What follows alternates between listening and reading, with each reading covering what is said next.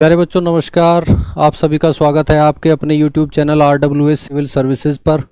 उम्मीद है आप पूरी तरह से तरोताज़ा महसूस कर रहे होंगे। आज मंडे का दिन है। आप सभी मुझे बताइए कैसे मनाया आपने आपका वीकेंड। सैटरडे को हमारी कक्षा नहीं थी, उसके बाद संडे को भी हमारी कक्षा नहीं थी। तो इन 2 दिनों में आपने कैसे समय को यूटिलाइज़ किया? क्लासेस दोबारा देखी, नोट्स बनाए, एम लक्ष्मीकांत बुक को पढ़ा या क्या किया?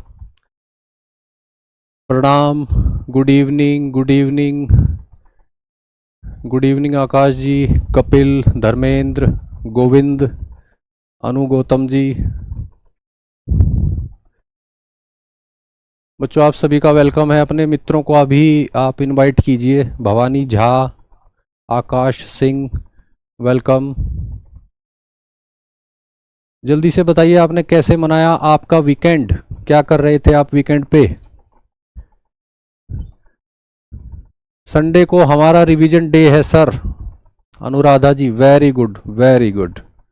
Good evening Rinka, Neeraj, Shifa, Ankita, Radha, Jai Shri Krishna.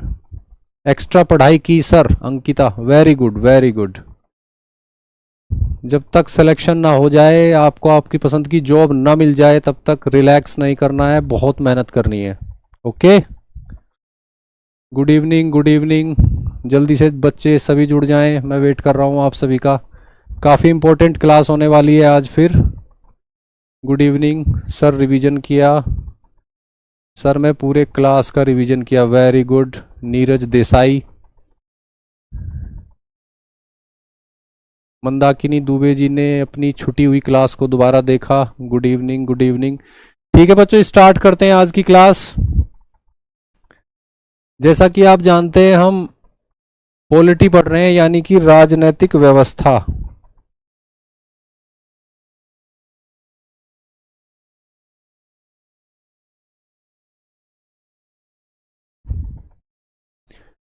हम लोग पॉलिटी पढ़ रहे हैं, यानी कि राज व्यवस्था या राजनीतिक व्यवस्था, और एम लक्ष्मीकांत बुक के आधार पर हम लोग पढ़ रहे हैं।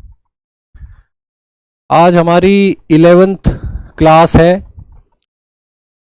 पहली क्लास हमारी इंट्रोडक्टरी क्लास थी। उसके बाद की जो 10 क्लासेस होने वाली थी, मैंने आपको पहली क्लास में भी बताया था और उसके बाद भी बताया था कि वो आपका फाउंडेशन तैयार करेगी। क्लास नंबर 2 से क्लास नंबर 11 तक, यानी 10 कक्षाओं में हम लोग जो है संविधान से, राजनीतिक व्यवस्था से, भारत की राजनीतिक व्यवस्था से जुड़े हुए 10 सबसे महत्वपूर्ण कॉन्सेप्ट जो हैं वो देखने वाले हैं। और इसके माध्यम से आपका बेस तैयार होने वाला है, जिसके बेस पे आप संविधान को बेहतर तरीके से समझोगे, पॉलिटी को बेहतर तरीके से समझोगे, और इसके अलावा आपके समझ लीजिए कि 10 एस्से यानी 10 निबंध भी हम लोगों ने कर लिए, जिनकी काफी संभावना रहती है पूछे जाने की। तो मुझे पूरी उम्मीद है आज समेत जो है पिछली 10 क्लासेज आपके लिए जो है बेहद लाभदायक साबित होंगी। काफी रुचि आपको आई होगी उन कक्षाओं में। तो आज हम ये क्लास करते हैं। कल से हम लोग जो है एम लक्ष्मीकांत बुक का पहला चैप्टर स्टार्ट करेंगे और उसके बाद सभी चैप्टर्स जो है 1 बाय 1 करते हुए चलेंगे। ठीक है बच्चों? सर रिवीजन किया, वेरी गुड। जय श्री कृष्ण। क्या पूछ रहे हैं आप लोग? बिल्कुल नूर हसन जी, बुक तो आज भी है, बुक तो पहले से भी हो रही है, लेकिन क्या है कि कल से हम 1 बाय 1 चैप्टर लेके चलेंगे, बिल्कुल चैप्टर के हिसाब से चलेंगे। आप चैप्टर 1 को जो है पढ़ के आ सकते हो कल। आज जो टॉपिक हम पढ़ने वाले हैं वो है welfare state. Welfare state, welfare state यानी लोक कल्याणकारी राज्य। लोक कल्याणकारी राज्य, ये टॉपिक, ये कॉन्सेप्ट, ये सिद्धांत और ये व्यवहार आपकी बुक यानी एम लक्ष्मीकांत बुक के किसी एक चैप्टर तक सीमित नहीं है, लेकिन कई सारे चैप्टरों को मिलाकर इस कॉन्सेप्ट को समझा जा सकता है। और वही कोशिश मैं कर रहा हूं आज की क्लास में कि हमारा जो कॉन्स्टिट्यूशन है, हमारी जो राज व्यवस्था है, उसके कई सारे भागों में से रिलेवेंट चीजें उठाकर आपको वेलफेयर स्टेट समझा दिया जाए, लोक कल्याणकारी राज्य समझा दिया जाए कि वो क्या होता है। क्योंकि भारत एक लोक कल्याणकारी राज्य है, आप में से लगभग सबको पता होगा, अगर नहीं पता है तो जान लीजिए। India is a welfare state और हम काफी लाभ उठाते हैं, हम सभी लोग किसी न किसी रूप में, इस बात का कि India is a welfare state, लोक कल्याणकारी राज्य का हम लोगों को काफी लाभ होता है। आज ये कॉन्सेप्ट आप समझेंगे तो उसके बाद आप रिलेट कर पाएंगे चीजों को। आज हमारी 11वीं कक्षा है, ठीक है बच्चों। कल्याणकारी, लोक कल्याणकारी राज्य को पढ़ना स्टार्ट करते हैं। देखिए, राज्यों को दो भागों में बांटा जाता है। एक निश्चित आधार पर वैश्विक स्तर पर जितने भी राज्य हैं, स्टेट हैं, यानी कि कंट्रीज कह सकते हो आप सामान्यतः, उनको दो भागों में बांटा जाता है। राज्यों का वर्गीकरण, और इस वर्गीकरण का आधार क्या है वो देख लेते हैं एक बार। इस वर्गीकरण का आधार है राज्य का उद्देश्य।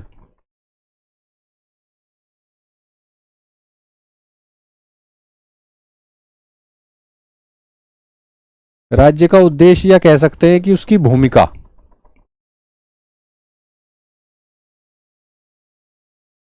इस आधार पर हम लोगों ने यह वर्गीकरण किया है, राज्यों का वर्गीकरण, कि राज्य का क्या उद्देश्य है, क्या भूमिका है, क्या उसके उद्देश्य की सीमाएं हैं, क्या उसकी भूमिका की सीमाएं हैं, या वो काफी विस्तृत हैं। इस आधार पर राज्यों को दो भागों में बांटा जाता है। पुलिस राज्य बोलते हैं एक कैटेगरी को, पुलिस राज्य, पुलिस स्टेट, और दूसरे को बोला जाता है लोक कल्याणकारी राज्य। लोक कल्याणकारी राज्य यानी कि वेलफेयर स्टेट। अब इन दोनों का अंतर देख लेते हैं। पुलिस राज्य यानी कि पुलिस स्टेट वो होता है जो केवल ये केवल शब्द काफी महत्वपूर्ण है इस परिभाषा में, इसको ध्यान से देखिएगा। जो केवल कानून और व्यवस्था बनाकर रखता है। जिस राज्य का उद्देश्य केवल कानून और व्यवस्था को बनाकर रखना होता है, जो राज्य केवल अपने राज्य क्षेत्र में कानून और व्यवस्था बनाकर रखने तक ही सीमित होता है, उसको बोला जाता है पुलिस स्टेट। यानी इसका जो इस तरह के जो स्टेट होते हैं, यानी पुलिस स्टेट, पुलिस राज्य, उनकी रेस्पॉन्सिबिलिटी क्या होती है? लॉ एंड ऑर्डर को मेंटेन रखना, बस, ओनली। ये ओनली बहुत महत्वपूर्ण है। ओनली लॉ एंड ऑर्डर की मेंटेनेंस करना। यहां तक जो राज्य सीमित होते हैं अपनी भूमिका में, अपने उद्देश्य में, उनको बोला जाता है पुलिस राज्य, पुलिस स्टेट। वहीं राज्यों की एक दूसरी कैटेगरी है जिसमें काफी ज्यादा राज्य आते हैं, वह वेलफेयर स्टेट, लोक कल्याणकारी राज्य। अब चूंकि ये भी राज्य ही हैं और किसी भी राज्य का सबसे बेसिक कर्तव्य होता है कि वो लॉ एंड ऑर्डर मेंटेन रखे, तो लॉ एंड ऑर्डर मेंटेन रखना यानी कि कानून और व्यवस्था को बनाकर रखना, ये तो इनकी भी रेस्पॉन्सिबिलिटी है। यानी कि वेलफेयर स्टेट भी कानून और व्यवस्था को बनाकर रखते हैं, ये बात तो कॉमन हो गई। दोनों तरह के राज्य कानून और व्यवस्था को बनाकर रखते हैं। तो फिर डिफरेंस कहां है दोनों तरह के राज्यों में, वो देख लेते हैं। डिफरेंस है यहां पर, ये जो प्लस का साइन आप देख रहे हैं, प्लस, यानी वेलफेयर स्टेट जो है वो कानून और व्यवस्था को बनाकर रखने के अलावा भी कुछ भूमिका निभाता है, काफी महत्वपूर्ण भूमिका, और वो ये है नागरिकों के जीवन स्तर को बेहतर करने का प्रयास करता रहता है। वो लगातार क्या करता है? वेलफेयर स्टेट नागरिकों के जीवन स्तर को बेहतर करने का प्रयास करता रहता है लगातार, यानी स्टैंडर्ड ऑफ लिविंग को लिफ्ट करने की कोशिश करता रहता है हमेशा, अपनी नीतियों के माध्यम से, अपने कानूनों के माध्यम से, अपने एग्जीक्यूटिव एक्शंस के माध्यम से, अपने जुडिशियल डिसीजंस के माध्यम से। वेलफेयर स्टेट यानी लोक कल्याणकारी राज्य के जितने भी अंग होते हैं सरकार के, वो सभी अपने अपने कार्यक्षेत्र में कानून और व्यवस्था को मेंटेन करने के अलावा, in addition to law and order maintenance, क्या करते हैं? नागरिकों के जीवन स्तर को बेहतर बनाने का प्रयास करते रहते हैं लगातार, विभिन्न तरीकों से, विभिन्न माध्यमों से। लाइफ स्टैंडर्ड जो है पॉपुलेशन का, सिटीजन्स का, उसको लिफ्ट करने, उसको बेहतर करने की कोशिश करते रहते हैं। तो ऐसे राज्य को बोला जाता है लोक कल्याणकारी राज्य। क्योंकि जब नागरिकों का जीवन स्तर बेहतर होगा तो वही तभी तो लोक कल्याण होगा। पब्लिक वेलफेयर क्या होता है? पब्लिक वेलफेयर यही तो होता है कि पब्लिक की जो जीवन शैली है उसे बेहतर बनाया जाए, लोगों का जो जीवन स्तर है उसको ऊपर उठाया जाए। ठीक है बच्चों, तो ये आपको एक बेसिक सी डेफिनेशन क्लियर हुई होगी यहाँ पे। आज जैसे ही आप आज की पूरी क्लास अटेंड करेंगे तो आपको ये कॉन्सेप्ट जो है ये पूरी तरह से क्लियर हो जाएगा। Lokesh ji good evening, Shivangi good evening.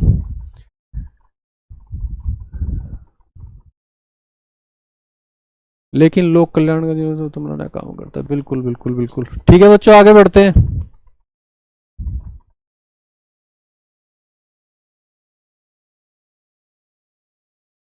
Pandit Jawaharlal Nehru ने एक डेफिनेशन दी थी लोक कल्याणकारी राज्य की, उसको देख लेते हैं।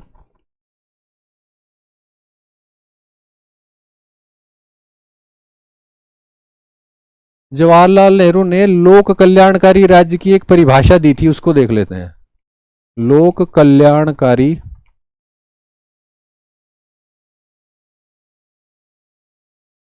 राज्य।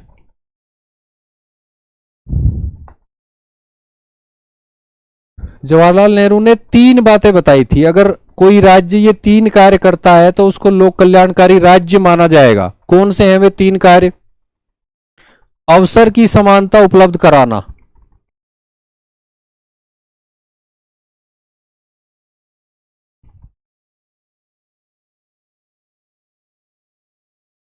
अवसर की समानता उपलब्ध कराना ताकि प्रत्येक व्यक्ति जो उस राज्य क्षेत्र में रह रहा है वो अपने अंदर की संभावना, अपने पोटेंशियल को साकार कर सके। जो उसके अंदर संभावना छिपी हुई है उसको वो रियलाइज कर सके, उसे वो बाहर निकाल सके, जीवन में सफलता की तरफ बढ़ सके। दूसरा जो पॉइंट उन्होंने बताया था लोक कल्याणकारी राज्य का, वो था गरीब और अमीर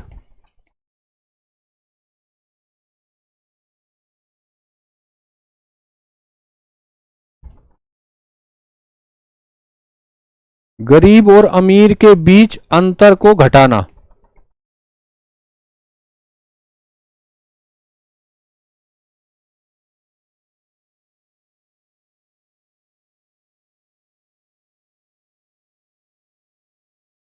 यानी समाज में जो गरीब लोग हैं और अमीर लोग हैं उनके बीच के अंतर को घटाना, आय की असमानता को कम करना, संपत्ति की असमानता को कम करना, उत्पादन के साधनों पर जो स्वामित्व होता है उसके केंद्रीकरण को घटाना।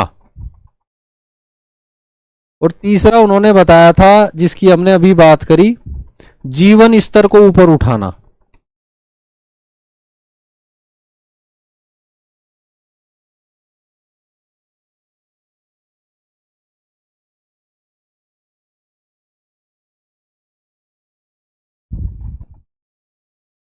तो ये क्लियर है बच्चों आपको ये बात?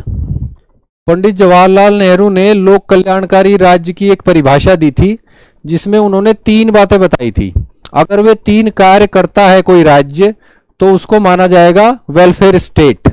अगर वह राज्य अवसर की समानता उपलब्ध कराता है यानी इक्वालिटी ऑफ अपॉर्चुनिटी, जिससे सभी व्यक्ति या नागरिक जो उस राज्य क्षेत्र में रहते हैं वो अपने व्यक्तित्व को साकार कर सके, उसकी संभावना को रियलाइज कर सके। दूसरा है गरीब और अमीर के बीच को अंतर जो है उसको कम करता हो राज्य।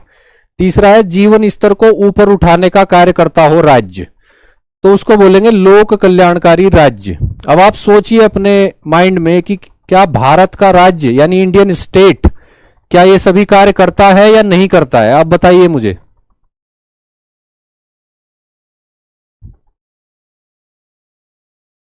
क्लियर है? क्लियर है, वेरी गुड। अवसर की समानता, जीवन स्तर को ऊपर उठाना, ठीक है बच्चों, वेरी गुड वेरी गुड। और डिटेल में समझते हैं कि हमारे संविधान में कौन कौन से प्रावधान हैं, किस किस भाग में, किस किस अध्याय में वे प्रावधान हैं जो भारत को एक लोक कल्याणकारी राज्य के रूप में स्थापित करते हैं। लोक कल्याणकारी राज्य भारत, भारत एक लोक कल्याणकारी राज्य, ये क्लियर हो गया आपको। अब इससे संबंधित संवैधानिक प्रावधान देख लेते हैं क्या क्या हैं, किस किस भाग में है। संवैधानिक प्रावधान, वैसे तो भारत के संविधान में अनेकों जगह पर काफी ऐसे प्रावधान हैं, अनुच्छेद हैं जो भारत को लोक कल्याणकारी राज्य बनाते हैं, और ऐसे प्रावधान अनुच्छेद काफी बिखरे हुए रूप में हैं।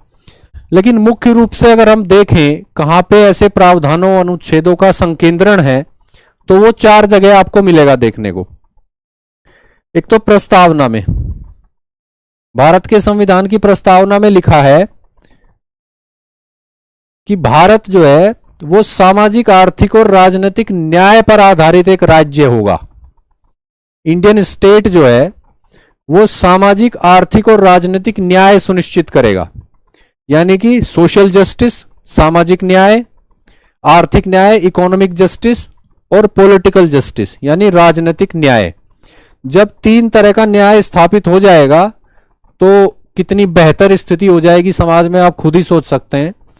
तो ये जो बात है, ये जो ओब्लिगेशन है इंडियन स्टेट पर, ये भारत राज्य को लोक कल्याणकारी राज्य की तरफ बढ़ने के लिए उसको जिम्मेदार ठहरा रहा है कि ऐसी व्यवस्था स्थापित करनी है इंडियन स्टेट को, तो उस दिशा में कदम बढ़ाना है। ये बात प्रस्तावना में लिखी हुई है। सामाजिक न्याय, आर्थिक न्याय और राजनीतिक न्याय। ठीक है बच्चों, उसके बाद भाग 3 में देख लेते हैं। भाग 3 यानी कि मौलिक अधिकार। मौलिक अधिकार,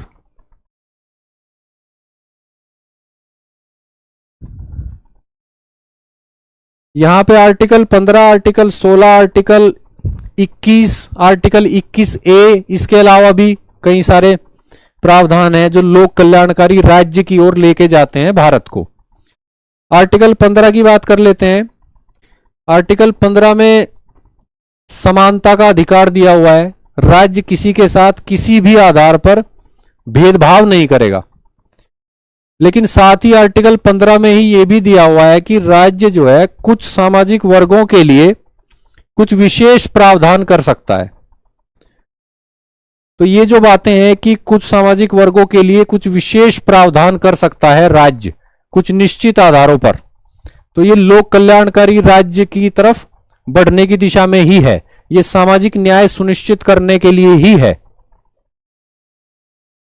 तो ये बात हुई आर्टिकल 15 की। आर्टिकल 15 और आर्टिकल 16 की बात हम बहुत डिटेल में करेंगे आज ही की क्लास में, थोड़ा समय के बाद। आर्टिकल 16 क्या कहता है? आर्टिकल 16 भी समानता के अधिकार की बात करता है, राइट टू इक्वालिटी। और फिर से राज्य को कहता है कि इंडियन स्टेट जो है सरकारी नौकरियों के मामले में किसी भी आधार पर कोई भेदभाव नहीं करेगा, यानी राइट टू इक्वालिटी। इसी के साथ ही आर्टिकल 16 में ही प्रावधान है कि सरकारी नौकरियों में राज्य समाज के कुछ वर्गों को कुछ निश्चित आधार पर आरक्षण दे सकता है। यानी ये जो बात है कि आरक्षण दे सकता है राज्य समाज के कुछ वर्गों को कुछ निश्चित आधारों पर, यह आर्टिकल 16 में दी गई है। तो ये सामाजिक न्याय सुनिश्चित करने की दिशा में एक प्रावधान है। और सामाजिक न्याय सुनिश्चित होगा, जैसा कि हमने यहां देखा प्रस्तावना में सामाजिक न्याय, तो उससे भारत लोक कल्याणकारी राज्य बनेगा, इसमें कोई डाउट नहीं है। इसके अलावा आर्टिकल 21 है। आर्टिकल 21 की डेफिनेशन को तो हमारे माननीय न्यायालयों ने इतना एक्सपेंड कर दिया है, इतना विस्तारित कर दिया है कि बहुत सारे ऐसे अधिकार हैं जो इसके दायरे में अब आने लगे हैं। तो ये भी अपने आप में सामाजिक न्याय की स्थापना भी करता है, प्लस जो है लोक कल्याणकारी राज्य की दिशा में भी भारत को लेकर जाता है। इसके अलावा आर्टिकल 21A भी है जो 6 से 14 वर्ष के बच्चों को शिक्षा देने की बात करता है। 6 से 14 वर्ष के जो बच्चे होंगे उनको जो है शिक्षा का अधिकार, आर्टिकल 21A। तो वो भी अपने आप में एक समाज के एक वर्ग को बेहतर बनाने के लिए, उसका जीवन स्तर ऊपर उठाने के लिए एक महत्वपूर्ण अनुच्छेद है। तो आर्टिकल 21A जो है वो भी सामाजिक न्याय की तरफ ले जाता है, लोक कल्याणकारी राज्य की तरफ भारत को लेकर जाता है। इसके बाद आ जाते हैं भाग 4।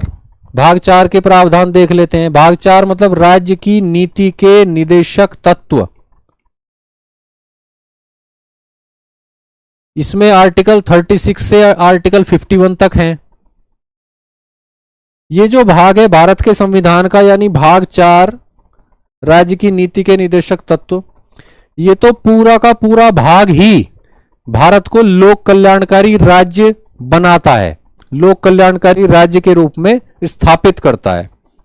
हालांकि भाग 4 डीपीएसपी में जितने भी अनुच्छेद हैं उनमें जो भी अधिकार हैं या जो भी बातें हैं, राज्य के जो उत्तरदायित्व हैं, उनको लागू कराने के लिए नागरिक जो है वो अदालत नहीं जा सकते, कोर्ट नहीं जा सकते।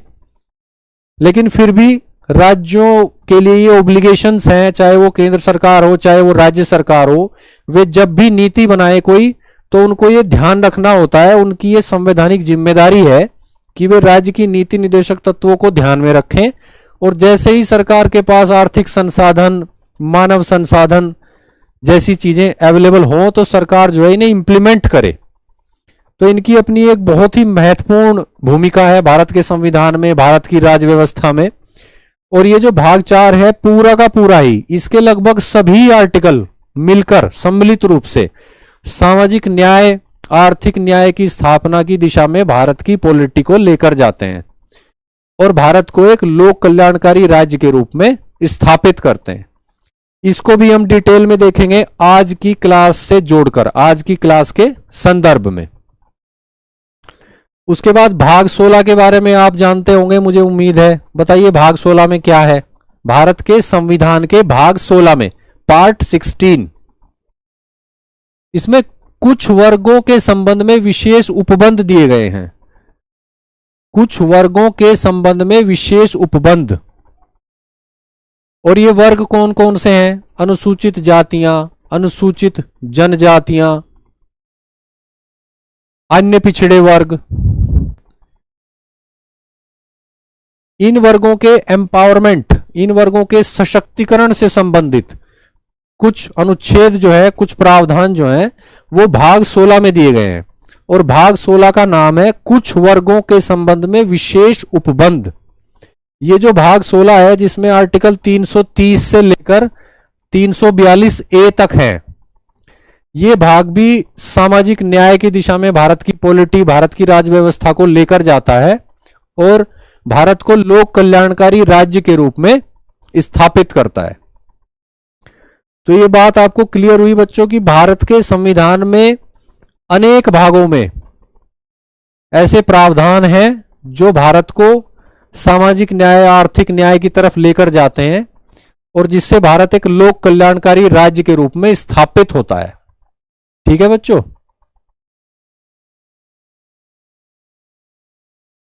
ठीक है बच्चों, आगे बढ़ते हैं।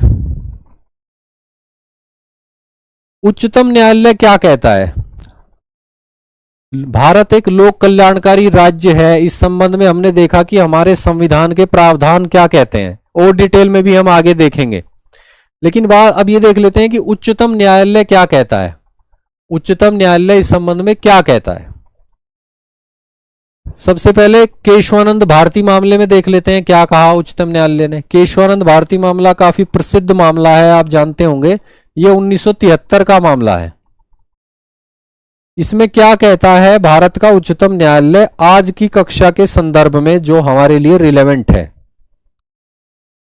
राज्य के नीति निदेशक तत्वों का उद्देश्य लोक कल्याणकारी राज्य के सिद्धांत को साकार रूप देना है।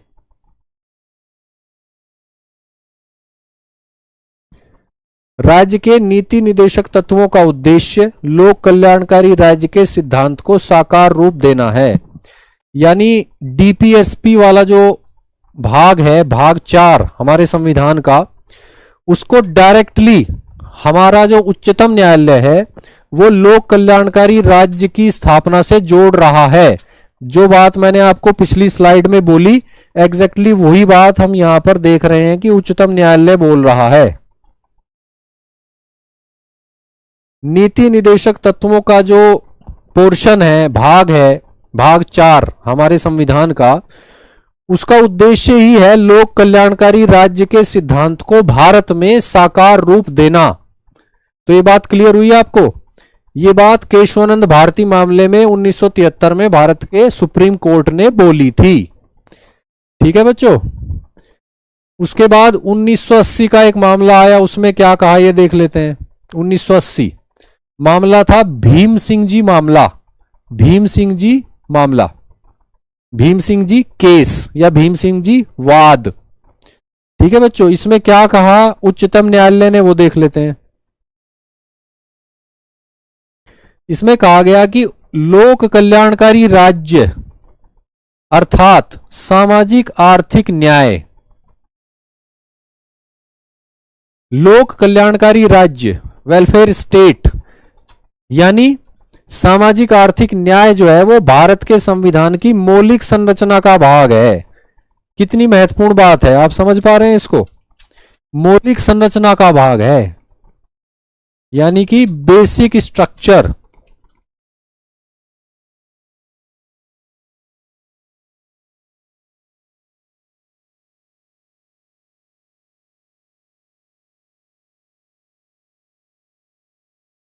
लोक कल्याणकारी राज्य यानी वेलफेयर स्टेट का जो कॉन्सेप्ट है, जिसको इन्होंने कहा है सामाजिक आर्थिक न्याय, सोशल एंड इकोनॉमिक जस्टिस, वो भारत के संविधान की बेसिक स्ट्रक्चर का भाग है यानी मौलिक संरचना का भाग है। अब आप समझ सकते हैं इस बात से और संविधान के प्रावधानों से भी, जो हमने देखे एक स्लाइड पहले, कि लोक कल्याणकारी राज्य होना भारत की पॉलिटी का कितना महत्वपूर्ण हिस्सा है। सुप्रीम कोर्ट ने उसको बेसिक स्ट्रक्चर डॉक्ट्रिन का हिस्सा माना है, मौलिक संरचना का भाग माना है सामाजिक आर्थिक न्याय को, या तो कहें कि लोक कल्याणकारी राज्य को। तो ये बात आपको क्लियर हुई बच्चों कि इस मामले में उच्चतम न्यायालय दो महत्वपूर्ण मामलों में क्या कह चुका है, सुप्रीम कोर्ट का स्टैंड क्या है। आगे बढ़ते हैं। अब हमने देखा पिछली स्लाइड में कि सुप्रीम कोर्ट जो है वो डीपीएसपी यानी राज्य की नीति के निर्देशक तत्वों को डायरेक्टली लोक कल्याणकारी राज्य से जोड़ रहा है। तो हम एक बार देख लेते हैं कि डीपीएसपी चैप्टर में कौन कौन से अनुच्छेद हैं और उनमें क्या क्या ऐसा लिखा हुआ है जो बिल्कुल क्लियरली जो है सोशल इकोनॉमिक जस्टिस से जुड़ रहे हैं, सामाजिक आर्थिक न्याय से, और इसका मतलब है कि वे लोक कल्याणकारी राज्य की स्थापना की बात कर रहे हैं। तो यहां पे हम directive principles of state policy और लोक कल्याणकारी राज्य, इन दोनों के बीच के डायरेक्ट रिलेशन को देखेंगे और समझेंगे। डीपीएसपी के सभी आर्टिकल मैं आपके लिए नहीं लाया हूं, वो हम डिटेल में जब डीपीएसपी चैप्टर पढ़ेंगे तो हम समझेंगे उनको। कुछ आर्टिकल्स लेकर आया हूं, उनसे आप समझ जाओगे कि डीपीएसपी जो है वो किस तरह से सामाजिक और आर्थिक न्याय की बात करता है और साथ ही वो लोक कल्याणकारी राज्य स्थापना की तरफ भारत की पॉलिटी को, भारत के पॉलिटिकल सिस्टम को लेकर जाता है। तो यहां पे आर्टिकल 38 देख लेते हैं। सबसे पहले आर्टिकल 38 क्या कहता है। आर्टिकल 38 कहता है कि भारत राज्य, इंडिया स्टेट जो है वो एक ऐसी सामाजिक व्यवस्था, एक ऐसे सोशल ऑर्डर की स्थापना करे जो लोक कल्याण को बढ़ाने वाली हो, यानी एक ऐसी सामाजिक व्यवस्था स्थापित करे, सोशल ऑर्डर जो लोक कल्याण को बढ़ाने वाली हो। तो डायरेक्टली आप देख रहे हैं कि लोक कल्याण की बात यहां पे हो रही है और सोशल ऑर्डर स्थापित करने की बात हो रही है, चाहे वो नया बनाना पड़े, चाहे पुराने में सुधार करना पड़े। सोशल ऑर्डर,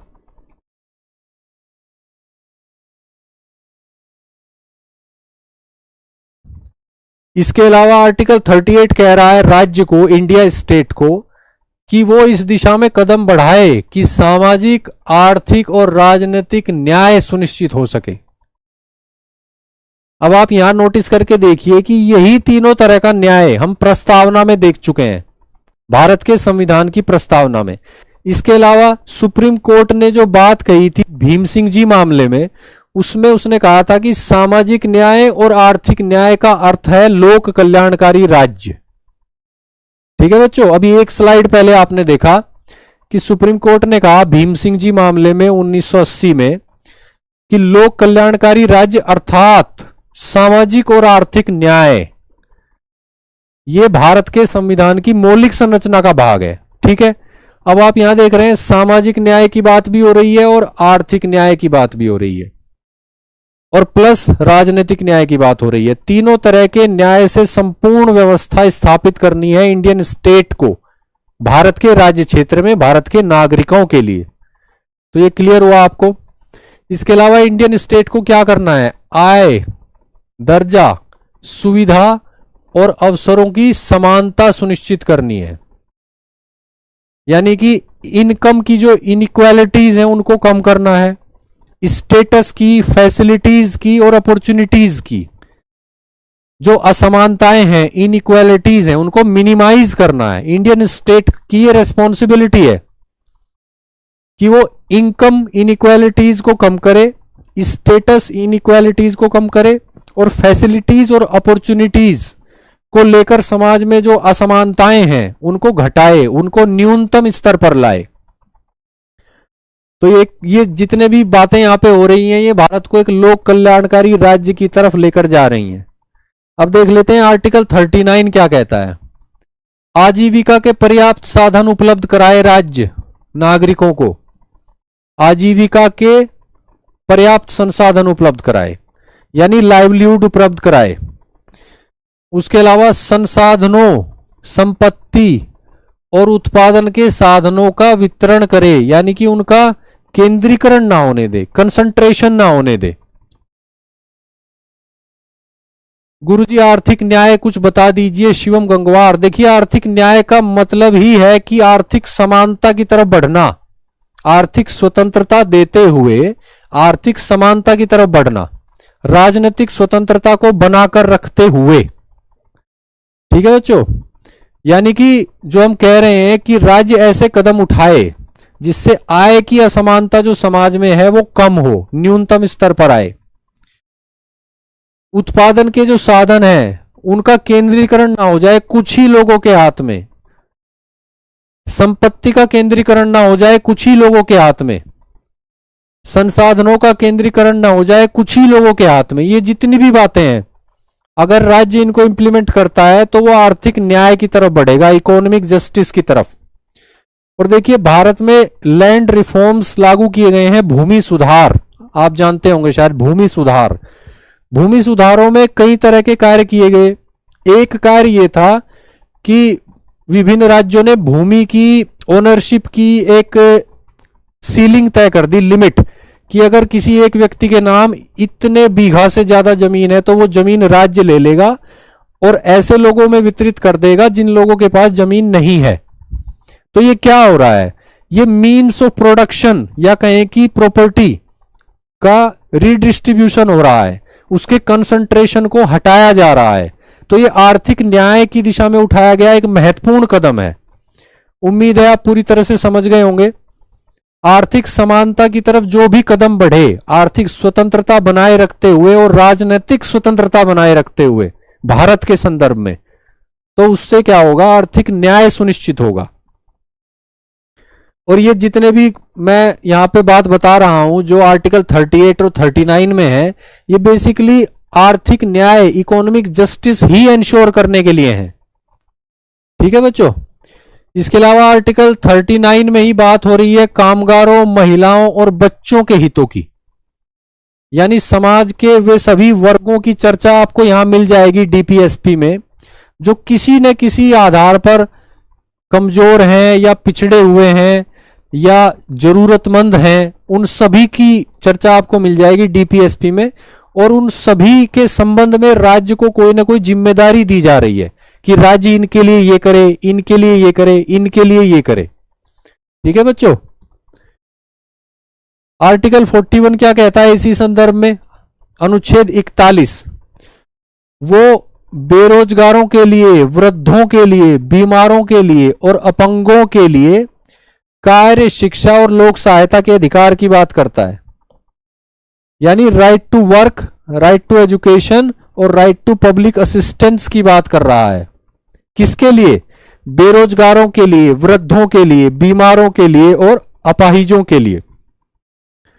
अब आप समझकर देखिए कि अगर समाज के इन वर्गों के लिए जिनमें बेरोजगार हैं वृद्ध हैं, बीमार हैं, अपाहिज लोग हैं, कामगार हैं, महिलाएं हैं, बच्चे हैं, अगर इनके लिए राज्य कुछ करेगा, सरकार कुछ करेगी कुछ बेहतर, तो निश्चित रूप से फिर सरकार को लोक कल्याणकारी कहा जाएगा कि नहीं कहा जाएगा। आगे देख लेते हैं। आर्टिकल 42 क्या कहता है? मातृत्व राहत की बात करता है, यानी मैटरनिटी रिलीफ के लिए राज्य कार्य करेगा, जो माताएं हैं उनकी सहायता करेगा। आर्टिकल 43 क्या कहता है? अनुच्छेद 43 श्रमिकों के हितों की बात करता है। आर्टिकल 45 क्या कहता है? बच्चों की बात करता है, 6 वर्ष से छोटे बच्चों की शिक्षा की बात करता है। तो ये कुछ आर्टिकल हैं जो मैं आपके लिए निकाल के लाया था डीपीएसपी चैप्टर से, यानी कि राज्य की नीति के निदेशक तत्वों वाले चैप्टर से, भाग 4 से। और इनमें आपने देखा कि आर्थिक न्याय की बात हो रही है। समाज के विभिन्न वर्ग जिन्हें सहायता की आवश्यकता है, मदद की आवश्यकता है किसी भी रूप में, उनके संबंध में राज्य पर कुछ ना कुछ दायित्व जो है वो आरोपित किया जा रहा है, यानी गवर्नमेंट पर कोई ना कोई दायित्व आरोपित किया जा रहा है संविधान निर्माताओं के द्वारा लिखित संविधान के माध्यम से। तो इस स्लाइड से आपको ये बात क्लियर हुई होगी कि डीपीएसपीज जो हैं, अगर उनको राज्य लागू करता है, जैसा कि भारत कर रहा है, तो भारत एक निश्चित रूप से लोक कल्याणकारी राज्य बनने की दिशा में, जो कि वो पहले से भी है, और तेजी से आगे बढ़ेगा और लोक कल्याणकारी राज्य के रूप में और अधिक प्रभावशाली भूमिका निभाता नजर आएगा। ठीक है बच्चों? गुड इवनिंग जी, good evening, good evening Gautam ji, Yadav ji, good evening. ठीक है बच्चों, तो ये बात आपको क्लियर हुई कि डीपीएसपी का जो पोर्शन है, डीपीएसपी जो भाग है भारत के संविधान का भाग 4, वो लोक कल्याणकारी राज्य की स्थापना की दिशा में बहुत ही महत्वपूर्ण भूमिका निभाता है। अब आगे बढ़ते हैं।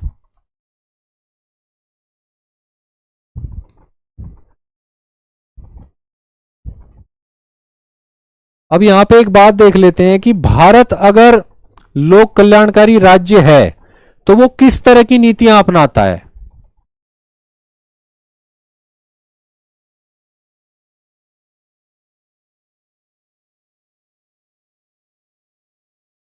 लोक कल्याणकारी राज्य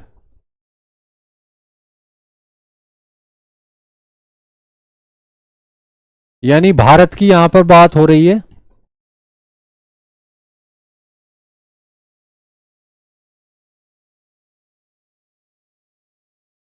भारत जो है कि एक लोक कल्याणकारी राज्य है, वो 2 तरह की नीतियां अपनाता है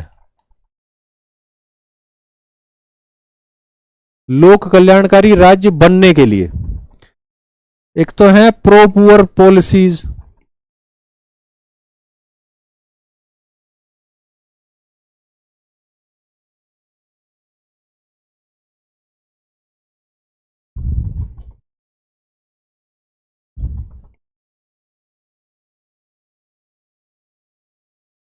प्रो पुअर पॉलिसीज यानी गरीबों की सहायता करने वाली नीतियां।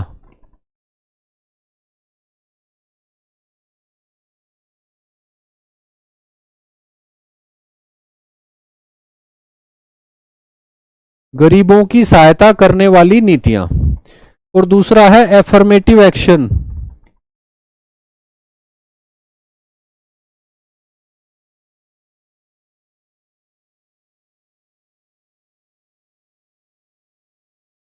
एफर्मेटिव एक्शन इसको बोला जाएगा सकारात्मक कार्रवाई।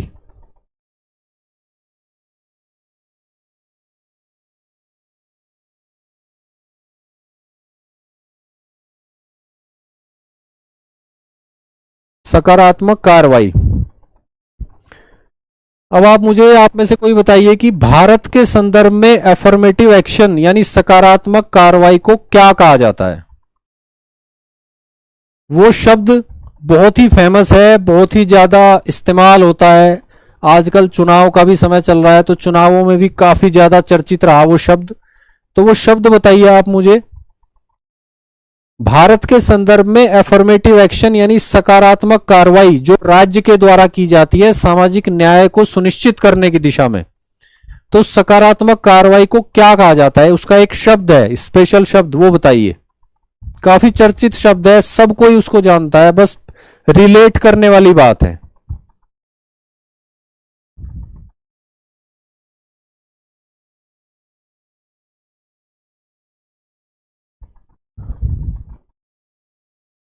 बताइए बच्चों, कोई तो ट्राई कीजिए।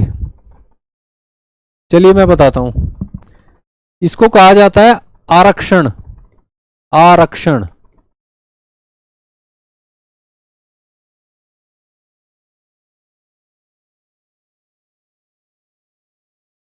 आरक्षण यानी रिजर्वेशन।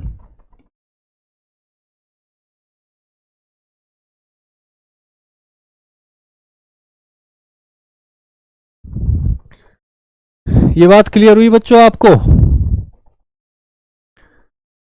भारत एक लोक कल्याणकारी राज्य है, ये बात हम लगभग समझ गए।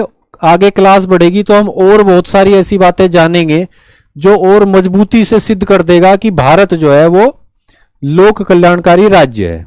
ठीक है, लोक कल्याणकारी राज्य भारत है, तो भारत किस तरह की नीतियां अपनाता है, किस तरह की योजनाएं, कार्यक्रम अपनाता है जिससे कि वो लोक कल्याण कर पाए, पब्लिक वेलफेयर कर पाए। तो वो दो तरह की पॉलिसी अपनाता है इंडियन स्टेट, भारत राज्य। एक तो हो गया प्रो पुअर पॉलिसीज, यानी गरीबों की सहायता करने वाली नीतियां। नीतियां कह लीजिए, नीतियों के आधार पर योजनाएं या कार्यक्रम भी आप कह सकते हो, स्कीम्स। और दूसरा हो गया एफर्मेटिव एक्शन, यानी कि सकारात्मक कार्रवाई, जिसको बोला जाता है भारत के संदर्भ में आरक्षण यानी रिजर्वेशन। तो ये दो कैटेगरी आपको क्लियर हुई, तो मैं आगे बढ़ता हूं। अगली स्लाइड में भी हम इन्हीं दोनों कैटेगरीज को अच्छे से समझने की कोशिश करेंगे। ठीक है बच्चों? सरिता चौधरी रिजर्वेशन, आरक्षण, शिखा वर्मा आरक्षण। ठीक है बच्चों, आरक्षण को आप सकारात्मक कार्रवाई भी कह सकते हैं, एफर्मेटिव एक्शन, क्योंकि एफर्मेटिव एक्शन, सकारात्मक कार्रवाई जो राज्य के द्वारा की जाती है समाज के कुछ वर्गों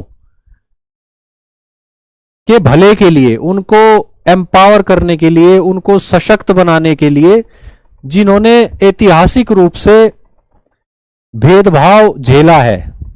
यानी समाज के कुछ ऐसे वर्ग जो ऐतिहासिक रूप से भेदभाव के शिकार रहे हैं, ऐसे वर्गों को समाज की मुख्य धारा में लाने के लिए, उनके सशक्तिकरण के लिए भारत राज्य के द्वारा जो सकारात्मक कार्यवाही की जाती है संविधान के प्रावधानों के अंतर्गत और विभिन्न विधानों के अंतर्गत, तो उसको भारत के संदर्भ में बोला जाएगा आरक्षण। आरक्षण।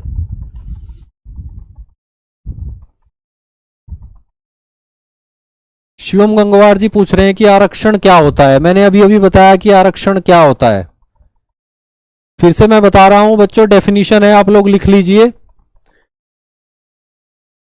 आरक्षण वह सकारात्मक कार्रवाई है जो भारत राज्य के द्वारा उन सामाजिक वर्गों को सशक्त बनाने के लिए लागू की जाती है जिन्होंने ऐतिहासिक स्तर पर भेदभाव को झेला है, सहा है। ठीक है बच्चों? बाकी जैसे जैसे क्लास आगे बढ़ेगी आप अच्छे से समझ जाओगे कि आरक्षण क्या है, आरक्षण से संबंधित मुद्दे जो अभी हाल फिलहाल जो संवैधानिक प्रश्न है जो न्यायालय में भी लंबित हैं कई सारे, और कई सारे आयोगों में भी उन पर विचार चल रहा है, चुनाव के दौरान भी वो चर्चा में रहे, उन सभी पर हम जो है बातें करेंगे थोड़ी सी, जितनी आपके लिए रिलेवेंट है, आज की क्लास के लिए जितनी प्रासंगिक है उतनी। ठीक है बच्चों? तो लोक कल्याणकारी राज्य है भारत, वो लोक कल्याणकारी बनने के लिए, जनता के लोक कल्याण के लिए, लोक के कल्याण के लिए, ऐसा भी बोल सकते हैं, दो तरह की नीतियां अपनाता है। एक तो है अफर्मेटिव एक्शन, सकारात्मक कार्रवाई, जिसको हम भारत के संदर्भ में बोलते हैं आरक्षण, और दूसरा है प्रो पुअर पॉलिसीज, यानी गरीबों की सहायता के लिए चलाए जाने वाले कार्यक्रम और योजनाएं, ठीक है बच्चों, आगे बढ़ते हैं। भारत एक लोक कल्याणकारी राज्य है, ये क्लियर है आपको?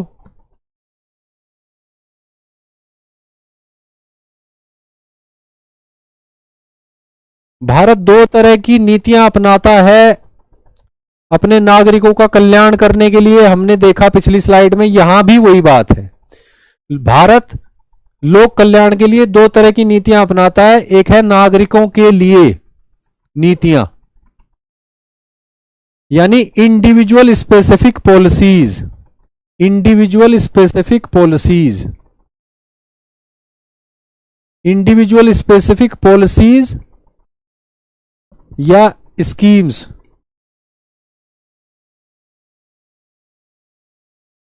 या प्रोग्राम्स।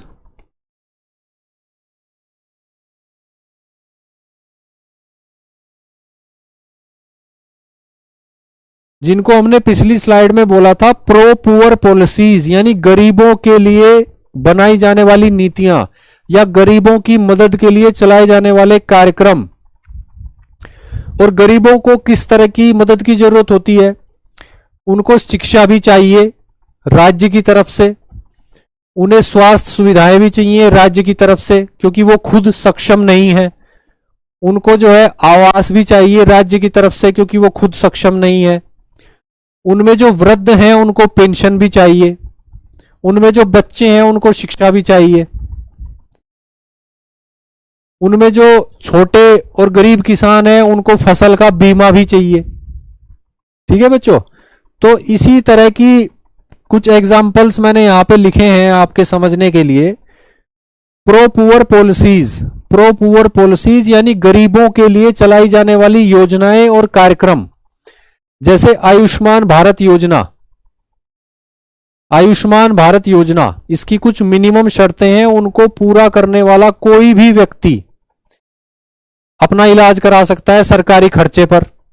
तो यहां पे जब सरकारी खर्चे पर इलाज की सुविधा दे रहा है राज्य, इंडिया स्टेट, तो वो बेसिकली लोक कल्याणकारी भूमिका में है। इसके अलावा समग्र शिक्षा योजना, समग्र शिक्षा योजना ये शिक्षा के क्षेत्र में राज्य की भूमिका दिखा रहा है आपको। आयुष्मान भारत योजना की बात हमने कर ली। मातृत्व वंदन योजना, माताओं की सहायता के लिए, उनके पोषण के लिए, वो सुरक्षित डिलीवरी कर सकें, उसके लिए राज्य अपनी भूमिका निभाता है। ये भी हेल्थ सेक्टर से संबंधित ही है। फसल बीमा योजना, किसान जो है, जो जिनकी फसल जो है वो काफी वर्षा पे और दूसरे फैक्टर्स पे निर्भर करती है, वहां पे काफी अनिश्चितता हो जाती है, तो उनको पर्यावरणीय और मार्केट की यानी बाजार की अनिश्चितता से बचाने के लिए फसल बीमा योजना। इसके अलावा पीएम आवास योजना, पीएम आवास योजना, इसमें घर उपलब्ध कराए जाते हैं सरकार के द्वारा, राज्य के द्वारा, इंडियन स्टेट के द्वारा। अटल पेंशन योजना, इसमें वृद्धों को पेंशन उपलब्ध कराई जाती है। तो यहां पे आप देख रहे हो कि जो भी किसी व्यक्ति के जीवन से संबंधित विभिन्न आवश्यकताएं हो सकती हैं, जैसे कि शिक्षा, स्वास्थ्य, सड़कें, पीने का पानी, बिजली की आपूर्ति, ज्यादा दूर स्कूल ना हो, ऐसी डिस्टेंस पर ही हो जहां जाया जा सके, फसल का बीमा, इसके अलावा माताओं को सहायता। तो ये जितने भी क्षेत्र हो सकते हैं किसी भी व्यक्ति के जीवन के जिसमें उस गरीब व्यक्ति को राज्य की सहायता चाहिए, तो उनमें राज्य अपने संसाधनों के हिसाब से सहायता करता है, इंडियन स्टेट। और वो किसी भी राजनीतिक दल की सरकार हो वो करता ही है। ठीक है बच्चों, क्योंकि वो किसी गवर्नमेंट विशेष की फीचर नहीं है, वो इंडियन स्टेट का ही कैरेक्टर है, इंडियन स्टेट का कैरेक्टर है, संवैधानिक उसका चरित्र है। ठीक है बच्चों, तो ये आपने देखा कि इंडिविजुअल स्पेसिफिक पॉलिसीज होती हैं, नागरिकों के लिए होती हैं डायरेक्ट, और ये गरीब नागरिकों के लिए होती हैं। दूसरा जो हमने डिस्कस किया था पिछली स्लाइड में, दूसरी जो नीतियां अपनाता है राज्य वो है अफर्मेटिव एक्शन यानी सकारात्मक कदम।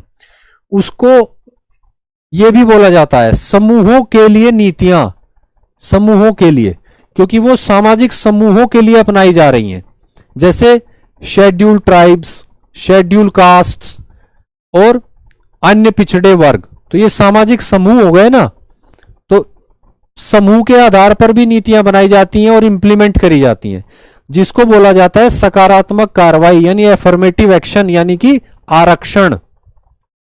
इनको बोला जाता है group specific policies. Group specific policies जो राज्य इंप्लीमेंट करता है। अब यहां पे डिफरेंस देखिए, ये इंडिविजुअल स्पेसिफिक पॉलिसीज हैं और ये ग्रुप स्पेसिफिक पॉलिसीज हैं। यानी इंडियन स्टेट जो है, भारत राज्य, वो इंडिविजुअल लेवल पे भी प्रोग्राम बना के लोक कल्याण करता है, प्लस जो है ग्रुप के लेवल पे भी नीतियां बना के लोक कल्याण करता है। और ये जो ग्रुप है, इनमें कौन कौन शामिल है? इसमें अनुसूचित जातियां शामिल हैं, अनुसूचित जनजातियां शामिल हैं और पिछड़े वर्ग।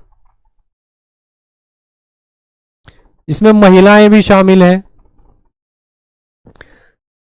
तो ये जो एक्शन, ये जो एक्टिविटीज इंडियन स्टेट इंप्लीमेंट करता है ग्रुप के लेवल पर, ग्रुप स्पेसिफिक पॉलिसीज के माध्यम से, समूहों के लिए बनाई गई नीतियों के माध्यम से, उसको बोला जाता है सकारात्मक कार्रवाई। क्योंकि ये जो समूह है, ये समूह ऐसे समूह हैं जो भारत के समाज में ऐतिहासिक रूप से पिछड़े हैं, ऐतिहासिक रूप से उन्होंने भेदभाव का सामना किया हुआ है। तो उनको उस स्थिति से निकालकर समाज की मुख्य धारा में लाने के लिए, उनके राइट टू इक्वालिटी को इंश्योर करने के लिए, समाज में समानता स्थापित करने के लिए जो नीतियां अपनाई जाती हैं उनको बोलते हैं समूहों के लिए नीतियां, ग्रुप स्पेसिफिक पॉलिसीज। जैसे एससीज के लिए, एसटीज के लिए, महिलाओं के लिए, सामाजिक और शैक्षणिक रूप से पिछड़े वर्गों के लिए जिनको हम ओबीसीज बोलते हैं, और महिलाओं के लिए। ठीक है बच्चों, तो भारत लोक कल्याणकारी राज्य दो कैटेगरी में, दो तरह की नीतियां अपनाता है और उसके माध्यम से वो लोक का कल्याण करने की कोशिश करता है। ठीक है बच्चों, आपको समझ में आई ये बात? सर आरक्षण सिर्फ स्टेट में ही मिलेगा है? देखिए, स्टेट की बात मैं कर रहा हूं इंडियन स्टेट के कंटेक्स्ट में। यहां पे इंडियन स्टेट यानी भारत राज्य, मैं यहां पे प्रांतों की बात नहीं कर रहा हूं, प्रांतों की बात नहीं चल रही है। वैसे प्रांतीय स्तर पर भी लोक कल्याणकारी राज्य ही है भारत, और डीपीएसपी जो है वो प्रांतीय सरकारों पर भी लागू होते हैं भारत में, वो भी इंडियन स्टेट का पार्ट है। इंडियन स्टेट की जो डेफिनेशन आप देखोगे आर्टिकल 12 में, तो उसमें केंद्र सरकार, राज्य सरकार और स्थानीय सरकारें सभी आ जाती हैं। तो सभी के द्वारा लोक कल्याणकारी नीतियों का पालन किया जाता है। ठीक है बच्चों, आगे बढ़ते हैं।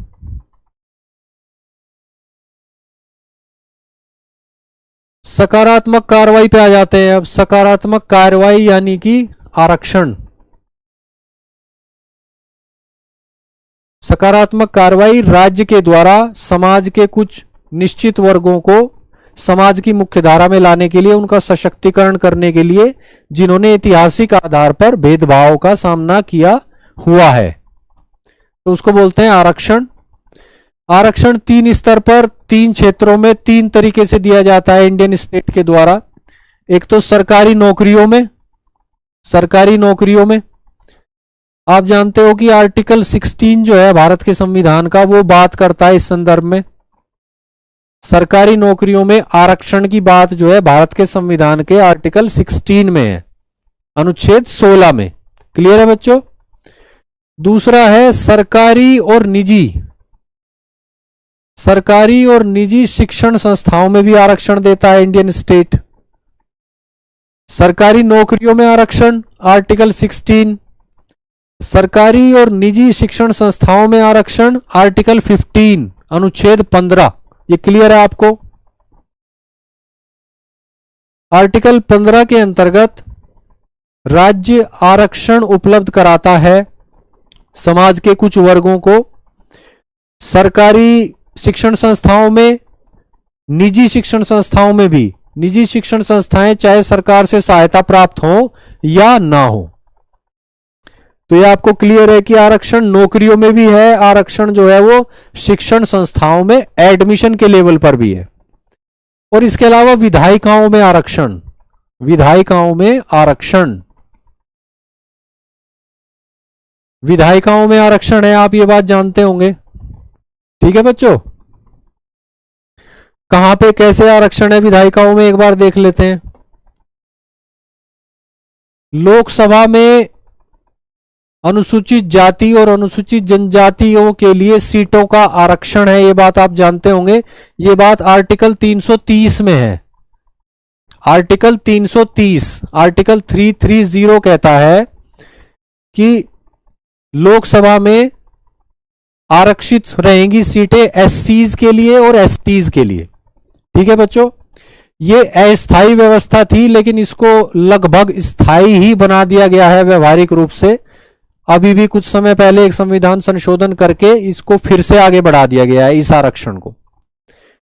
उसके बाद देख लेते हैं आर्टिकल 332, आर्टिकल 332 वो कहता है कि राज्यों की विधानसभाओं में अनुसूचित जातियों के लिए और अनुसूचित जनजातियों के लिए आरक्षण होगा।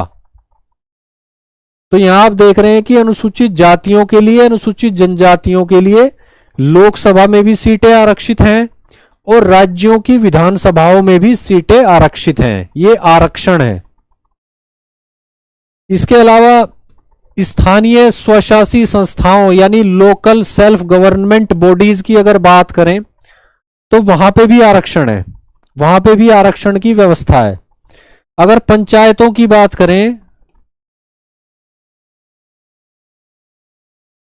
अगर पंचायतों की बात करें तो फिर हमें देखना पड़ेगा आर्टिकल 243D, 243D 243 घ।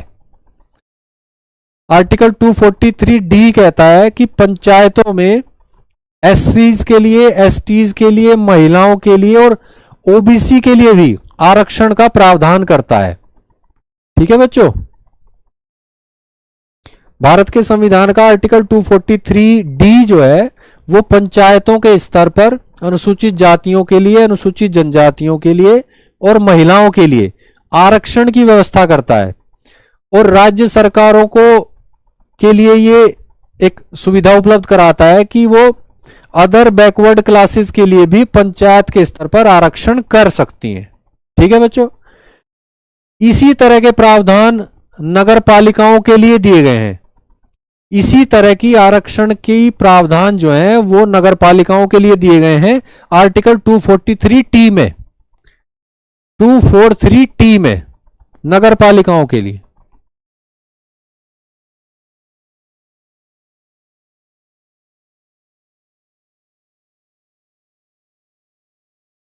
तो आप देख रहे हैं कि लोकल सेल्फ गवर्नमेंट बॉडीज जो हैं यानी कि स्थानीय स्वशासी संस्थाएं जो हैं वहां पे भी आरक्षण की व्यवस्था की गई है इंडियन स्टेट के द्वारा। लोकसभा में सीटें आरक्षित एससी एसटी के लिए, विधानसभाओं में सीटें आरक्षित एससी एसटी के लिए और पंचायतों और नगर पालिकाओं में भी सीटें आरक्षित, पद आरक्षित एससी एसटीज के लिए, महिलाओं के लिए और ओबीसीज के लिए भी प्रावधान है कि राज्य सरकारें अगर चाहें तो उनके लिए भी पंचायतों के स्तर पर, स्थानीय स्तर पर सीटें आरक्षित कर सकती हैं। तो उसके आधार पर विभिन्न राज्यों ने अलग अलग अपने अधिनियम पारित करके अलग अलग प्रावधान बनाए हैं। उतना डिटेल में जाने की हमें आवश्यकता नहीं है। तो बच्चों इस स्लाइड में आपने समझा कि सकारात्मक कार्रवाई यानी अफर्मेटिव एक्शन जो है भारत के संदर्भ में, उस जिसको हम आरक्षण बोलते हैं, वो 3 तरह से दिया जाता है। सरकारी नौकरियों में, सरकारी और निजी शिक्षण संस्थाओं में और विधायिकाओं में। ठीक है बच्चों, ये बात क्लियर हुई आपको? आगे बढ़ते हैं।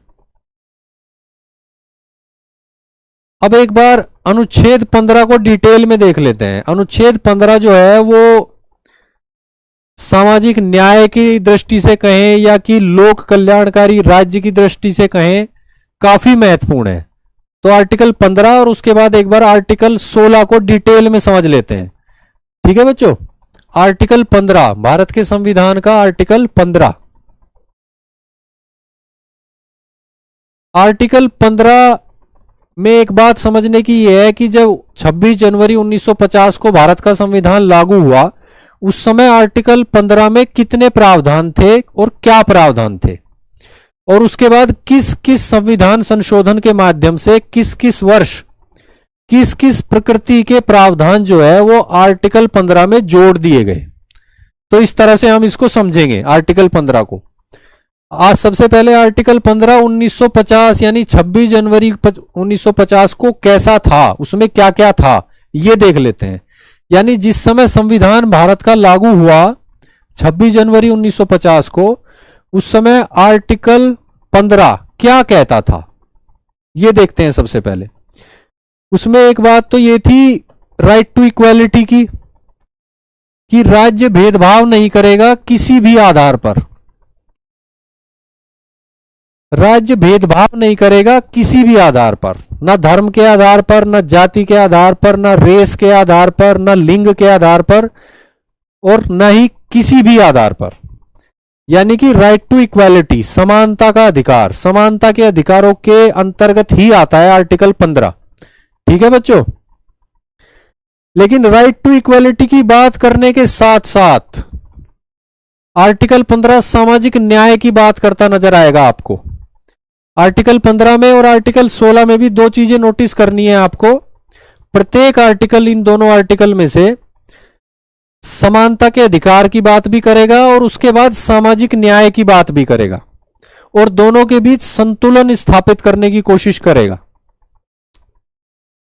आर्टिकल 15 में मूल संविधान में जो प्रावधान है वो है कि राज्य भेदभाव नहीं करेगा, वो डिटेल मैंने आपको बोल दी, किसी भी आधार पर नहीं करेगा। उसके बाद जो सामाजिक न्याय की बात की जा रही है वो देख लेते हैं। यहां पे आर्टिकल 15 कहता है कि राज्य जो है वो महिलाओं और बच्चों के लिए विशेष प्रावधान कर सकता है। अब बात शुरू हो गई है सामाजिक न्याय की, यानी समानता के अधिकार की बात करने के बाद अब आर्टिकल 15 बात करने लगा है सामाजिक न्याय की। और मूल संविधान कहता है, या कहें कि मूल संविधान का आर्टिकल 15 कहता है कि महिलाओं और बच्चों के लिए विशेष प्रावधान कर सकता है, स्पेशल प्रोविजंस। तो यहां से बात शुरू हो गई सामाजिक न्याय की, यानी लोक कल्याणकारी राज्य की। उसके बाद 1951 में संशोधन किया गया, संविधान संशोधन, प्रथम संविधान संशोधन एक्ट लाया गया, फर्स्ट कॉन्स्टिट्यूशनल अमेंडमेंट एक्ट लाया गया, और उस एक्ट के माध्यम से अनुच्छेद 15 में कुछ प्रावधान जोड़े गए, उनको देख लेते हैं। उसमें कहा गया कि राज्य जो है वो विशेष प्रावधान कर सकता है, किसके लिए? एससीज के लिए भी, एसटीज के लिए भी, और सामाजिक और शैक्षणिक रूप से पिछड़ों के लिए, यानी कि ओबीसीज के लिए।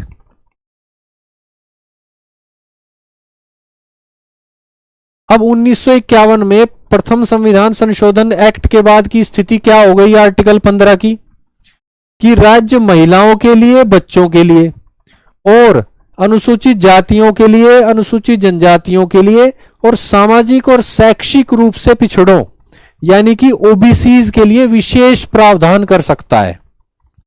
यानी कि यहां पे बात हो रही है सामाजिक न्याय की। उसके बाद फिर 2005 में फिर से एक संविधान संशोधन अधिनियम लाया गया, 93वां संशोधन अधिनियम। इसमें विशेष प्रावधान कर दिया गया। यहां पर बात हो रही है कि कुछ विशेष प्रावधान कर सकता है, लेकिन क्या विशेष प्रावधान कर सकता है? तो यहां पे विशेष प्रावधान कर दिया गया। क्या किया गया?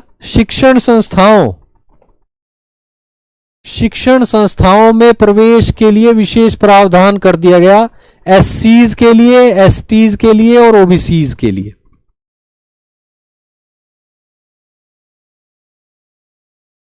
तो 2005 में 93वें संविधान संशोधन अधिनियम के बाद की स्थिति यह हो गई कि यहां पर जो है सोशल जस्टिस को एग्जीक्यूट किया गया और राज्य को कहा गया कि वो शिक्षण संस्थाओं में, बल्कि राज्य ने कर ही दिया शिक्षण संस्थाओं में प्रवेश में विशेष प्रावधान कर दिए गए एससीज के लिए, एसटीज के लिए और ओबीसीज के लिए। तो यहां पे आप देख रहे हैं कि सोशल जस्टिस जो है वो आगे बढ़ रहा है एक ऐसे आर्टिकल में जिसकी शुरुआत होती है समानता के अधिकार से, राइट टू इक्वालिटी।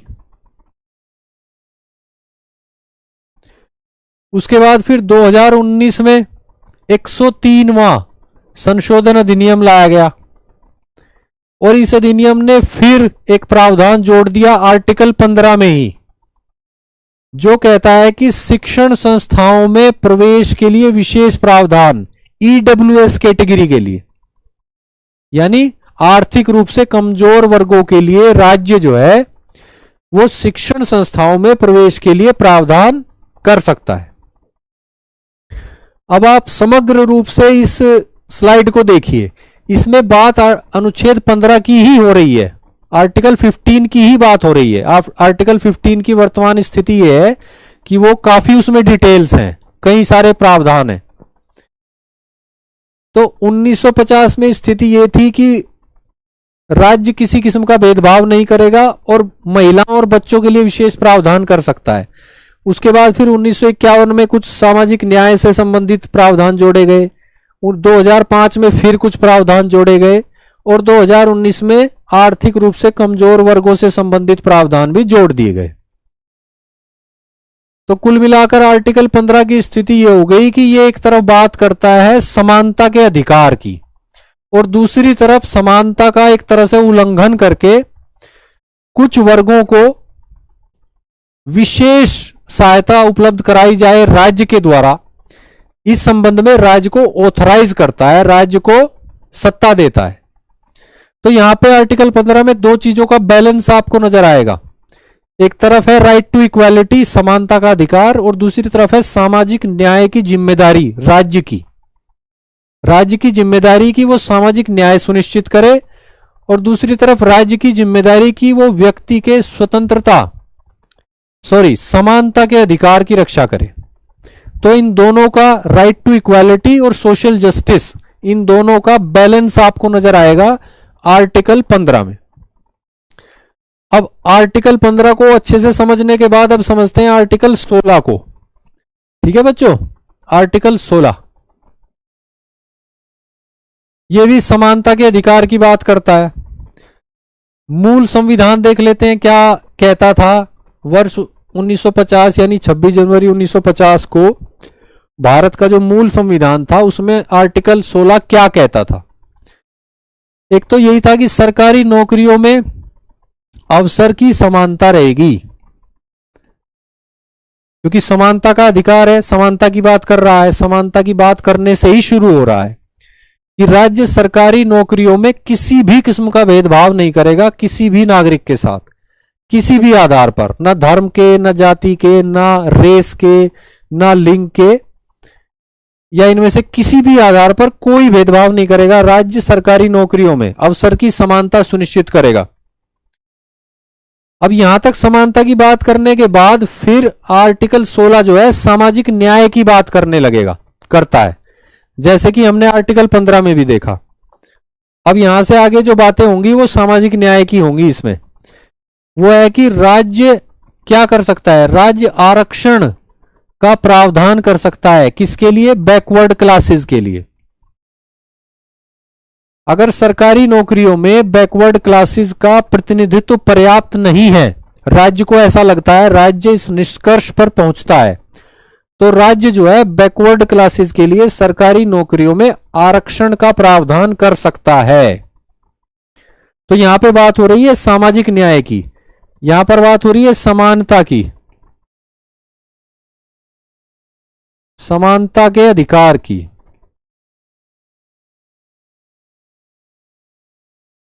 यहां पर बात हो रही है सामाजिक न्याय की।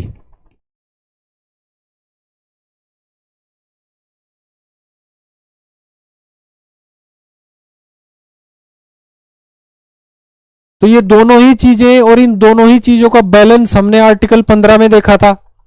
समानता का अधिकार और सामाजिक न्याय दोनों का बैलेंस।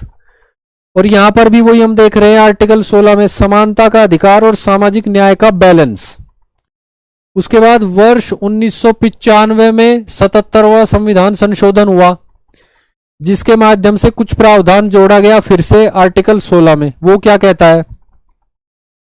वो कहता है कि राज्य आरक्षण का प्रावधान कर सकता है एससीज के लिए भी और एसटीज के लिए भी। अब यहां पे आप देख रहे हैं कि सोशल जस्टिस जो है वो एक कदम और आगे बढ़ता है, सामाजिक न्याय एक कदम और आगे बढ़ा। 1950 में स्थिति ये थी कि बैकवर्ड क्लासेस के लिए राज्य आरक्षण कर सकता है सरकारी नौकरियों में। 1995 में 77वें संविधान संशोधन के बाद स्थिति ये हो गई कि राज्य को अगर लगता है कि एससी कम्युनिटी और एसटी कम्युनिटी जो है वो सरकारी नौकरियों में पर्याप्त प्रतिनिधित्व नहीं पा रही है, तो वो उनके लिए आरक्षण का प्रावधान कर सकता है। ठीक है बच्चों। उसके बाद वर्ष 2001 में आ जाते हैं। वर्ष 2001 में 85वां संशोधन किया गया। उसके माध्यम से फिर से कुछ प्रावधान जोड़े गए भारत के संविधान के आर्टिकल 16 में। उसमें प्रोन्नति के आधार पर आरक्षण की बात की गई, यानी यहां पे भर्ती के आधार पर हो रही है, रिक्रूटमेंट के समय आरक्षण, और फिर हो रहा है प्रमोशन के समय आरक्षण। प्रोन्नति में भी आरक्षण का प्रावधान कर सकता है राज्य, किसके लिए? एससी के लिए और एसटीज के लिए, यानी अनुसूचित जातियों के लिए, अनुसूचित जनजातियों के लिए। प्रमोशन में भी आरक्षण, यानी सामाजिक न्याय का सिस्टम जो है वो और आगे बढ़ा, एक कदम और आगे बढ़ा। उसके बाद वर्ष 2019 में हमने बात करी कि 103वां संविधान संशोधन किया गया और उसके माध्यम से सरकारी नौकरियों में भी आरक्षण की व्यवस्था कर दी गई ईडब्ल्यूएस कैटेगरी के लिए, यानी कि आर्थिक रूप से कमजोर वर्गों के लिए, economically weaker sections of Indian society के लिए। तो यहां पे भी सामाजिक न्याय की बात है, यहां पर भी सामाजिक न्याय की बात है, यहां पर भी सामाजिक न्याय की बात है, यहां पर भी सामाजिक न्याय की बात है। तो आप देख रहे हैं कि अनुच्छेद 16 भी दो चीजों का बैलेंस करके चल रहा है, समानता के अधिकार का यानी राइट टू इक्वालिटी का इन गवर्नमेंट जॉब्स, और गवर्नमेंट जॉब्स के संदर्भ में एडेक्वेट रिप्रेजेंटेशन सुनिश्चित करने के उद्देश्य से समाज के विभिन्न वर्गों का जो ऐतिहासिक रूप से पिछड़े हुए और भेदभाव से ग्रस्त रहे हैं, उनका पर्याप्त प्रतिनिधित्व सुनिश्चित करने के लिए सरकार की नौकरियों में आरक्षण के प्रावधान जोड़े गए हैं, यानी सामाजिक न्याय सुनिश्चित करने की कोशिश करी गई है और सामाजिक न्याय के माध्यम से लोक कल्याणकारी राज्य बनने की तरफ आगे बढ़ने का प्रयास किया गया है।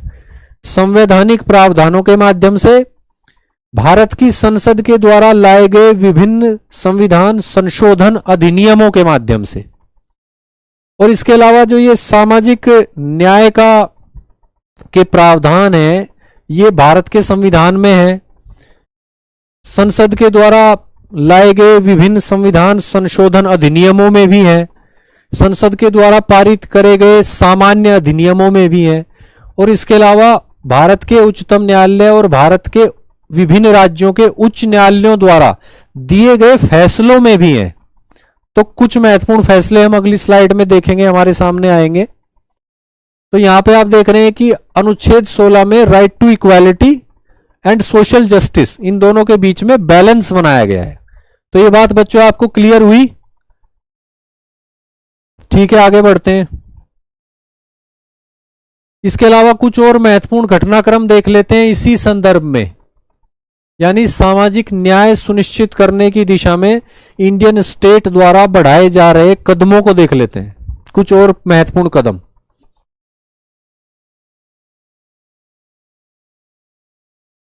वर्ष 1982 1982 में क्या हुआ कि एससीज और एसटीज के लिए आरक्षण जो है वो फिक्स कर दिया गया 15% और 7.5%, यानी एससीज को 15% और एसटीज को 7.5%। ठीक है बच्चों, ये तो आप जानते होंगे। आज वर्तमान में जो स्थिति है वो वर्ष 1982 से है, एससीज के लिए 15% और एसटीज के लिए 7.5%। और ये आरक्षण कहां किया गया? केंद्रीय शिक्षण संस्थाओं में और सार्वजनिक उपक्रमों में, केंद्रीय शिक्षण संस्थाओं में और सार्वजनिक उपक्रमों में यानी कि सरकारी कंपनियों में, केंद्रीय स्तर की सरकारी कंपनियों में। तो यह कदम उठाया गया था 1982 में। ठीक है बच्चों। सेंट्रल एजुकेशनल इंस्टीट्यूशंस और पब्लिक सेक्टर अंडरटेकिंग्स में एससीज के लिए 15% और एसटीज के लिए 7.5% आरक्षण रेस्पेक्टिवली। ठीक है बच्चों।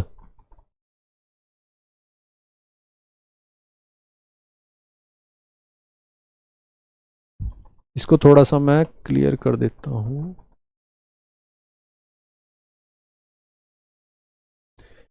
ठीक है बच्चों, आगे बढ़ते हैं। वर्ष 1990 में क्या किया गया?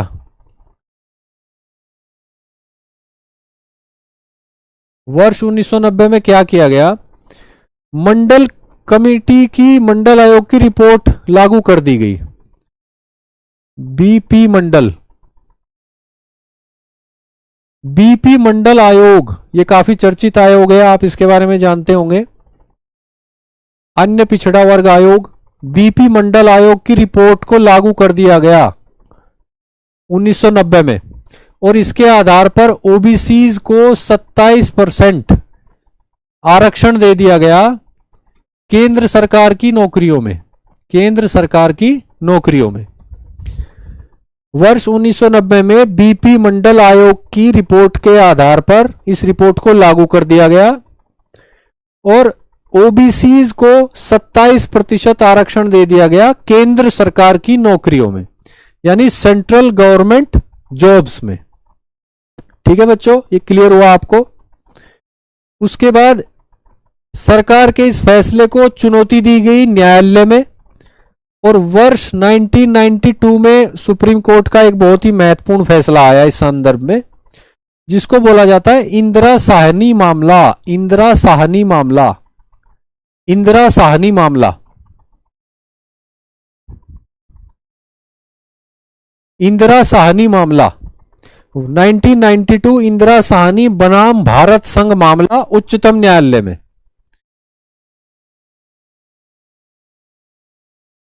इस फैसले में क्या हुआ? 27% ओबीसी आरक्षण जो दिया गया था 1990 में, जिसकी बात हमने यहां करी बीपी मंडल आयोग की रिपोर्ट के आधार पर, उसको संवैधानिक घोषित कर दिया, उसको संवैधानिक घोषित कर दिया उच्चतम न्यायालय ने।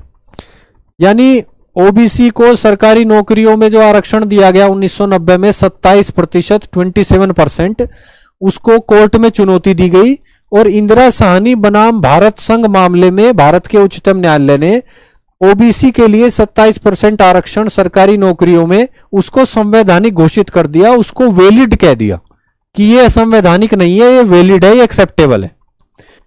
और ये जो मामला था इंदिरा साहनी मामला, इसको मंडल मामला भी बोला जाता है, फेमस है ये मंडल मामला के नाम से।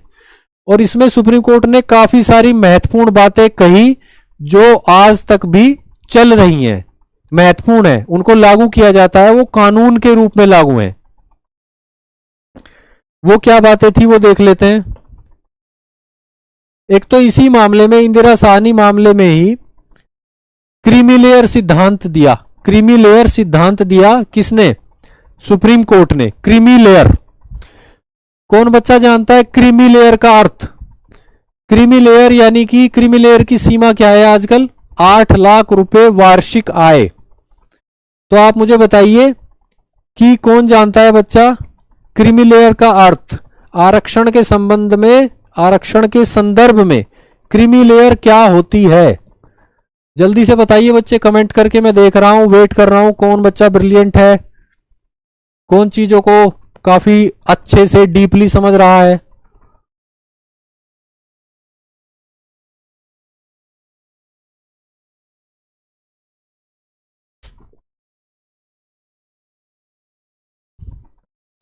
बच्चों क्रीमी लेयर का अर्थ होता है जिस वर्ग को आरक्षण दिया जा रहा है उस वर्ग में जो धनवान साधन संपन्न लोग होते हैं उनको उस आरक्षण के लाभ से वंचित किया जाता है, क्योंकि ये माना जाता है कि वो लोग इतने साधन संपन्न हैं कि उनको आरक्षण की आवश्यकता नहीं है। और ये सिर्फ ओबीसी आरक्षण के संदर्भ में लागू है, क्रीमी लेयर का कॉन्सेप्ट।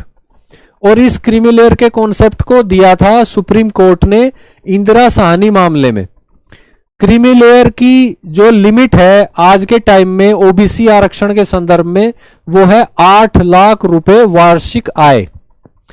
जिस परिवार की आय ओबीसी कैटेगरी में होने के बावजूद 8 लाख रुपए वार्षिक से अधिक है, उस परिवार के सदस्यों को ओबीसी आरक्षण का लाभ नहीं मिलता। यह माना जाता है कि वे ओबीसी जिनके परिवार की वार्षिक आय 8 लाख रुपए से ज्यादा है, वो क्रीमी लेयर हैं, यानी क्रीम वाली लेयर हैं, धनवान है, साधन संपन्न है, तो उनको आरक्षण की आवश्यकता नहीं है, इसलिए उनको आरक्षण के लाभ से वंचित किया गया है। ठीक है बच्चों, क्रीमी लेयर का कॉन्सेप्ट दिया। उसके बाद सुप्रीम कोर्ट ने एक और बहुत महत्वपूर्ण बात कही कि कुल आरक्षण की अधिकतम सीमा जो है वो 50% ही रहेगी, 50%। कुल आरक्षण की अधिकतम सीमा 50% ही रहेगी, कुछ विशेष मामलों को छोड़कर। कुछ विशेष मामलों को अगर छोड़ दिया जाए तो आरक्षण, कुल आरक्षण की अधिकतम सीमा 50% रहेगी, उससे ऊपर नहीं जाएगा। यानी यहां पे सुप्रीम कोर्ट दो चीजों को बैलेंस कर रहा है, दो चीजों का संतुलन बना रहा है। एक तो इक्वालिटी ऑफ अपॉर्चुनिटी का, अवसर की समानता का, और दूसरा सामाजिक न्याय का। और इसलिए कह दिया गया कि 50% जो है वो अवसर की समानता सुनिश्चित करने के लिए सीटें जो है वो ओपन रहेंगी। और आरक्षण जो सोशल जस्टिस का कॉन्सेप्ट है, उसके अंतर्गत जिस भी वर्ग को जितना भी आरक्षण दिया जाएगा वो टोटल मिला के 50% से ज्यादा नहीं होगा। तो ये जो आरक्षण की अधिकतम सीमा है 50%, ये वाला कॉन्सेप्ट भी इंदिरा साहनी मामले में दिया सुप्रीम कोर्ट ने, जो अभी तक लागू है। उसके बाद आगे देख लेते हैं। वर्ष 2022 में जनहित अभियान मामला, जनहित अभियान मामला ये एक कोर्ट केस था जो उच्चतम न्यायालय के सामने था। इसमें ईडब्ल्यूएस आरक्षण जो 2019 में दिया गया था 103वें संविधान संशोधन अधिनियम के अंतर्गत, उसकी संवैधानिकता का प्रश्न जो है उच्चतम न्यायालय के सामने आया। तो उसमें क्या डिसीजन दिया उच्चतम न्यायालय ने? उच्चतम न्यायालय ने कहा कि ईडब्ल्यूएस का जो आरक्षण है वो संवैधानिक है, वो संवैधानिक है, यानी वो वैलिड है, वो रहेगा, वो लागू होगा। ठीक है बच्चों, तो ईडब्ल्यूएस आरक्षण जो है उसे उच्चतम न्यायालय ने संवैधानिक घोषित किया जनहित अभियान मामले में। यह आपसे पीटी में भी पूछा जा सकता है, जनहित अभियान मामले में 2022 में। और क्या कहा सुप्रीम कोर्ट ने? एक और एडिशनल बात वो है कि आर्थिक पिछड़ापन, केवल आर्थिक पिछड़ापन वो आरक्षण का आधार हो सकता है। यानी जब इकोनॉमिकली वीकर सेक्शंस को आरक्षण दिया गया और उसको संवैधानिक घोषित कर दिया उच्चतम न्यायालय ने, तो इसका यही अर्थ है कि आर्थिक रूप से पिछड़ेपन के आधार पर, मात्र आर्थिक रूप से पिछड़ेपन के आधार पर भी आरक्षण दिया जा सकता है, वो कॉन्स्टिट्यूशनल है। तो आपने ये सब देखा यहां पे कि महत्वपूर्ण घटनाक्रम में क्या क्या बातें हुई। दो सबसे महत्वपूर्ण केस आपने देखे, जनहित अभियान मामला और इंदिरा साहनी मामला। ठीक है बच्चों, अब आगे बढ़ते हैं।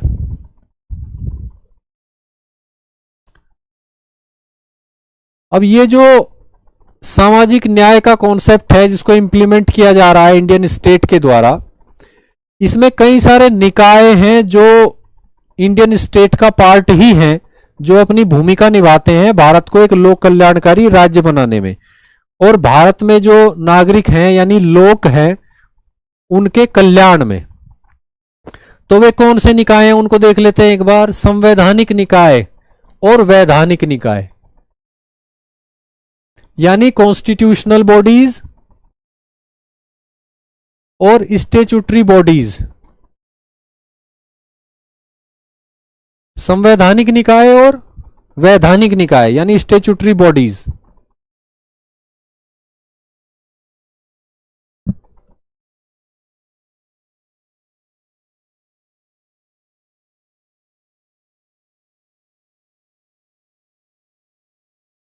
स्टैट्यूटरी बॉडी यानी वैधानिक निकाय, यानी ऐसे निकाय जो संसद द्वारा पारित किसी अधिनियम के अंतर्गत स्थापित किए जाते हैं। और संवैधानिक निकाय तो आप जानते ही हो, कॉन्स्टिट्यूशनल बॉडीज, जिनको संविधान में ही लिख दिया गया है, जिनकी चर्चा संविधान के अंदर ही है। और ऐसे आयोग कौन से हैं?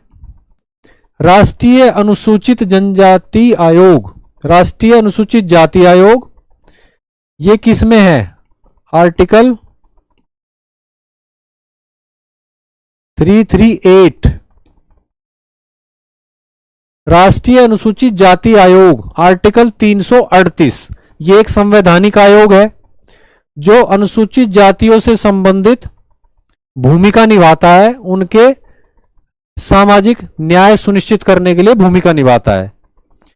इसके अलावा अगला देखेंगे आप, राष्ट्रीय अनुसूचित जनजाति आयोग, ये किस में है? ये आर्टिकल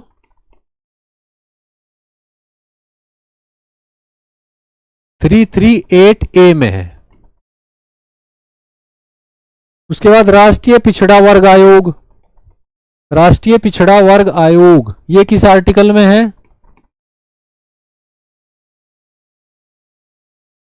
338B में, 338B में। तो बच्चों ये क्लियर है आपको कि आर्टिकल 338 में क्या है? राष्ट्रीय अनुसूचित जाति आयोग। आर्टिकल 338A में है राष्ट्रीय अनुसूचित जनजाति आयोग, और राष्ट्रीय पिछड़ा वर्ग आयोग आर्टिकल 338B में। ये तीनों ही संवैधानिक आयोग हैं जो सामाजिक न्याय सुनिश्चित करने की दिशा में और भारत को एक लोक कल्याणकारी राज्य बनाने की दिशा में अपनी संवैधानिक भूमिका जो है वो निभाते हैं। EWS का फुल फॉर्म क्या होगा सर नीलाक्षी जी? इकोनॉमिकली वीकर सेक्शंस, आर्थिक रूप से कमजोर वर्ग, economically weaker sections, economically weaker sections. ठीक है बच्चों, तो संवैधानिक निकाय आपने देखे यहां पे। उसके बाद हम देख लेते हैं कुछ वैधानिक निकाय, यानी कि संसद के द्वारा पारित अधिनियम के अंतर्गत बनाए गए निकाय। ये जो निकाय हैं ये संविधान में लिखे हुए नहीं है। ठीक है बच्चों, तो कौन से हैं वे? राष्ट्रीय महिला आयोग जो महिलाओं के अधिकारों की बात करता है, महिलाओं के कल्याण की बात करता है। राष्ट्रीय बाल अधिकार आयोग जो बच्चों के अधिकारों की बात करता है, बच्चों के कल्याण की बात करता है। और राष्ट्रीय अल्पसंख्यक आयोग, नेशनल माइनॉरिटीज कमीशन, जिसे 1992 के एक अधिनियम द्वारा स्थापित किया गया था। तो कुल मिलाकर कई संवैधानिक निकाय हैं और कई जो है स्टैट्यूटरी बॉडीज हैं, यानी कि वैधानिक निकाय, यानी कि भारत की संसद द्वारा पारित अधिनियमों के अंतर्गत स्थापित निकाय हैं, जैसे राष्ट्रीय महिला आयोग, राष्ट्रीय बाल अधिकार आयोग, राष्ट्रीय अल्पसंख्यक आयोग। ये सभी आयोग मिलकर जो है सोशल जस्टिस की दिशा में कार्य करते हैं, सामाजिक न्याय की दिशा में, और भारत को एक लोक कल्याणकारी राज्य की दिशा में ले जाने का प्रयास करते हैं, प्रयास करते रहते हैं। ठीक है बच्चों, तो आपने ये एक इंस्टीट्यूशनल स्ट्रक्चर देखी, इंस्टीट्यूशंस हैं ये सब, ये भारत राज्य का भाग है, इनकी अपनी एक ऑटोनोमस भूमिका भी है, इनका ऑटोनोमी का, स्वायत्तता का, सभी का अपना अपना एक स्तर है। ठीक है बच्चों, आगे बढ़ते हैं। अब आरक्षण संबंधी कुछ मुद्दे देख लेते हैं। आरक्षण संबंधी कुछ मुद्दे, कुछ प्रश्न देख लेते हैं। आरक्षण संबंधी कौन से संवैधानिक प्रश्न हैं जो इस समय इंडियन पॉलिटी में, इंडिया के पॉलिटिकल सिस्टम में मौजूद हैं, जिन पर चर्चा चलती रहती है, डिस्कशन डिबेट चलता रहता है।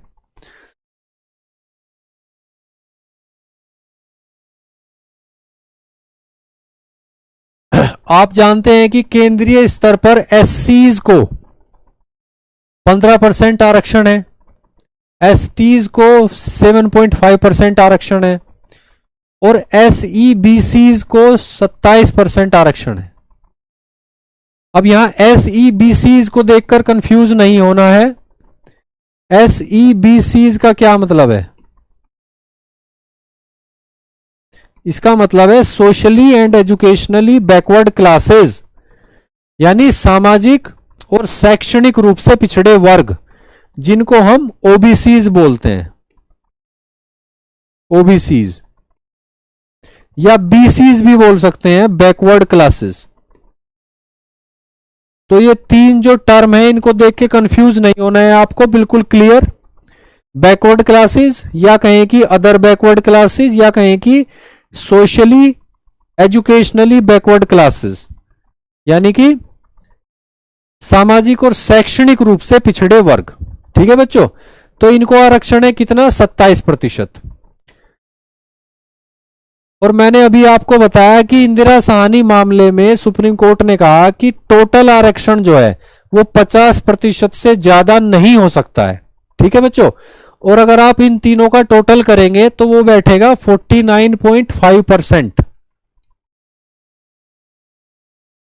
49.5%, यानी लगभग 50% आरक्षण ऑलरेडी दिया जा रहा है। ठीक है बच्चों, अब यहां पे एक प्रश्न यह है कि क्या केंद्रीय स्तर पर आरक्षण की अधिकतम कुल सीमा, आरक्षण की अधिकतम कुल सीमा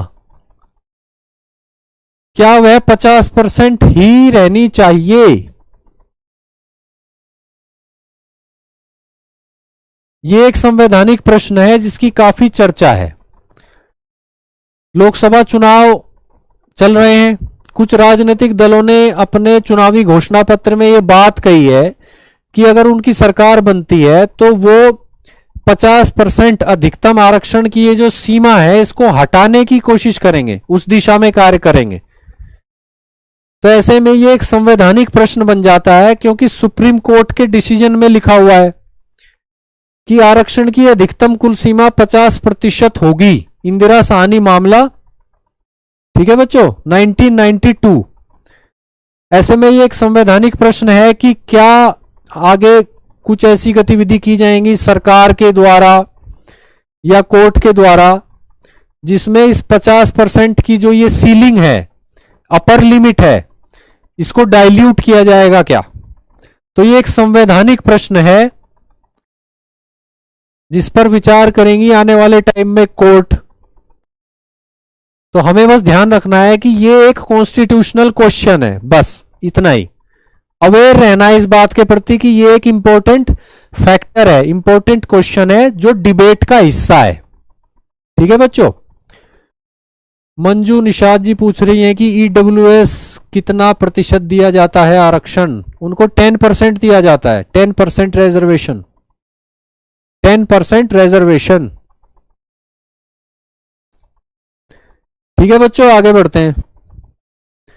आरक्षण संबंधी अगला मुद्दा देख लेते हैं। आरक्षण संबंधी अगला मुद्दा वो है क्रीमी लेयर का कॉन्सेप्ट से जुड़ा हुआ, क्रीमी लेयर के कॉन्सेप्ट से जुड़ा हुआ।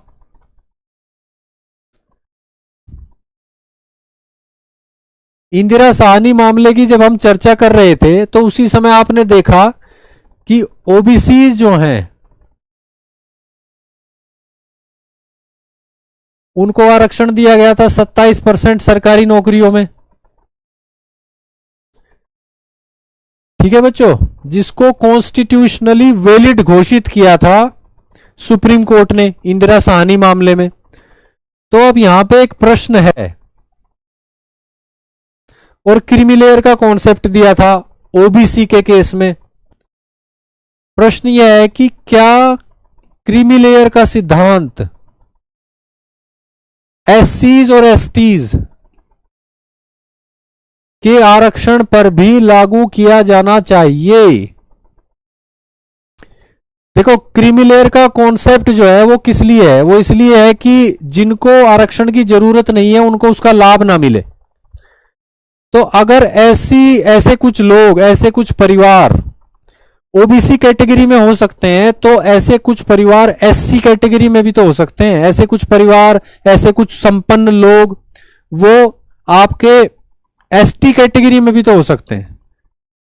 तो यहां पे संवैधानिक प्रश्न ये है कि जब क्रीमी लेयर का कॉन्सेप्ट है जो सुप्रीम कोर्ट ने दिया है, जो ओबीसी कैटेगरी पर लागू है, तो क्या क्रीमी लेयर का कॉन्सेप्ट उसी आधार पर, जिस आधार पर वो ओबीसी आरक्षण पर लागू है, क्या वो एससी आरक्षण या एसटी आरक्षण पर या इन दोनों पर ही लागू नहीं होना चाहिए? ये एक संवैधानिक प्रश्न है।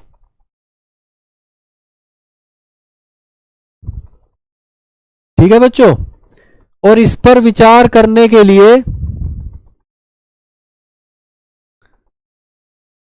क्रीमी लेयर का कॉन्सेप्ट, ठीक है बच्चों, इस पर कोर्ट विचार करेंगी। हमें सिर्फ ध्यान रखना है कि ये एक इशू है, ये कॉन्स्टिट्यूशनल मुद्दा है। ठीक है बच्चों, आगे बढ़ते हैं। क्या क्रीमी लेयर का सिद्धांत एससीज और एसटीज पर भी लागू होना चाहिए जैसे कि वो ओबीसीज पर लागू है? ठीक है बच्चों, आगे बढ़ते हैं। आरक्षण संबंधी एक और मुद्दा, एक और संवैधानिक प्रश्न आपके सामने है। वो ये है कि एससीज को जो आरक्षण प्राप्त है वर्तमान में, यानी शेड्यूल कास्ट में जो कास्ट शामिल होती हैं जिनको आरक्षण मिल रहा है, उसमें हिंदू दलित शामिल हैं, सिख दलित शामिल हैं और बौद्ध दलित शामिल हैं। यानी ये क्लियर है कि दलित जो है वो हिंदू समाज का ही भाग रहे हैं परंपरागत रूप से। तो हिंदू दलितों को प्राप्त है एससी आरक्षण का लाभ। ऐसे दलित जो पहले हिंदू थे, बाद में वो सिख बन गए, यानी अब वो दलित हैं लेकिन सिख धर्म को मानते हैं, उनको भी एससी आरक्षण का लाभ हासिल है।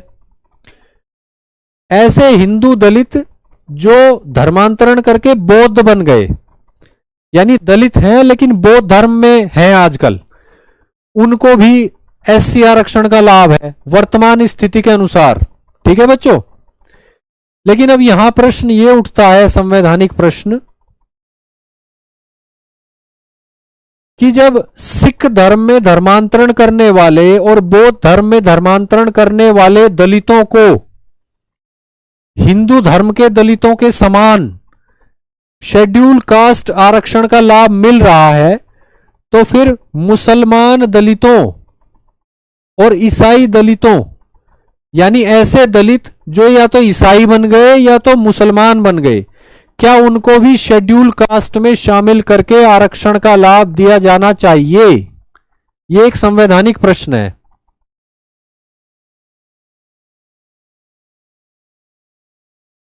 ठीक है बच्चों, क्या मुसलमान दलितों और ईसाई दलितों को भी एससीज में शामिल करके आरक्षण का लाभ दिया जाना चाहिए? और इस प्रश्न पर विचार कर रही है हमारी सुप्रीम कोर्ट पिछले 18 सालों से, 19 सालों से। सुप्रीम कोर्ट जो है वो पिछले 18 वर्षों से इस प्रश्न पर विचार कर रही है, यानी ये प्रश्न पेंडिंग है सुप्रीम कोर्ट के सामने पिछले 18 सालों से, कि सिख दलितों को और बौद्ध दलितों को जो ट्रीटमेंट मिल रहा है, यानी उनको एससी आरक्षण का लाभ मिल रहा है, क्या वो लाभ मुसलमान दलितों और ईसाई दलितों को भी मिलना चाहिए? ये प्रश्न जो है सुप्रीम कोर्ट के सामने 18 वर्षों से पेंडिंग चल रहा है। ठीक है बच्चों, और इसी प्रश्न पर विचार करने के लिए भारत सरकार ने के.जी. बालाकृष्णन आयोग का गठन किया है।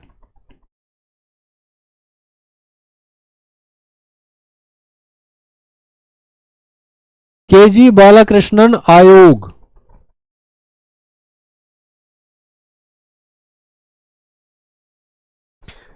के.जी. बालाकृष्णन भारत के पूर्व मुख्य न्यायाधीश रह चुके हैं, ये बात आप जानते होंगे, अभी वो रिटायर हो चुके हैं। तो उनकी अध्यक्षता में, केजी बालाकृष्णन की अध्यक्षता में एक आयोग का गठन किया है भारत सरकार ने, इसी प्रश्न पर विचार करने के लिए कि क्या मुसलमान दलितों और ईसाई दलितों को भी शेड्यूल कास्ट में शामिल करके आरक्षण का लाभ दिया जाए। और भारत सरकार ने केजी बालाकृष्णन आयोग को अपनी रिपोर्ट सौंपने के लिए 2 वर्षों का समय दिया है, 2 वर्षों का समय। ठीक है बच्चों, एक स्लाइड और बाकी है, आरक्षण संबंधी एक मुद्दा और बाकी है, उसके बाद आप जो है खाना खा सकेंगे। ठीक है बच्चों, आराम कर सकेंगे। आगे बढ़ते हैं, आरक्षण संबंधी एक और मुद्दा देख लेते हैं, संवैधानिक प्रश्न।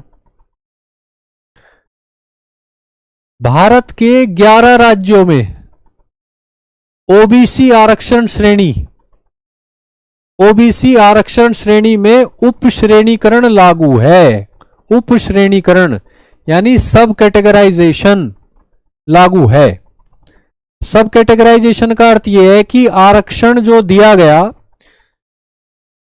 सपोज करो ओबीसीज की काफी सारी जातियों को आरक्षण दिया गया, लेकिन जब उस आरक्षण को लागू किया गया तो उस आरक्षण का लाभ जो है ओबीसीज में से ही कुछ ज्यादा सक्षम जातियों ने उठाया, और कुछ जातियां ओबीसीज में से ही ऐसी रही जो उस आरक्षण का लाभ नहीं उठा पाई।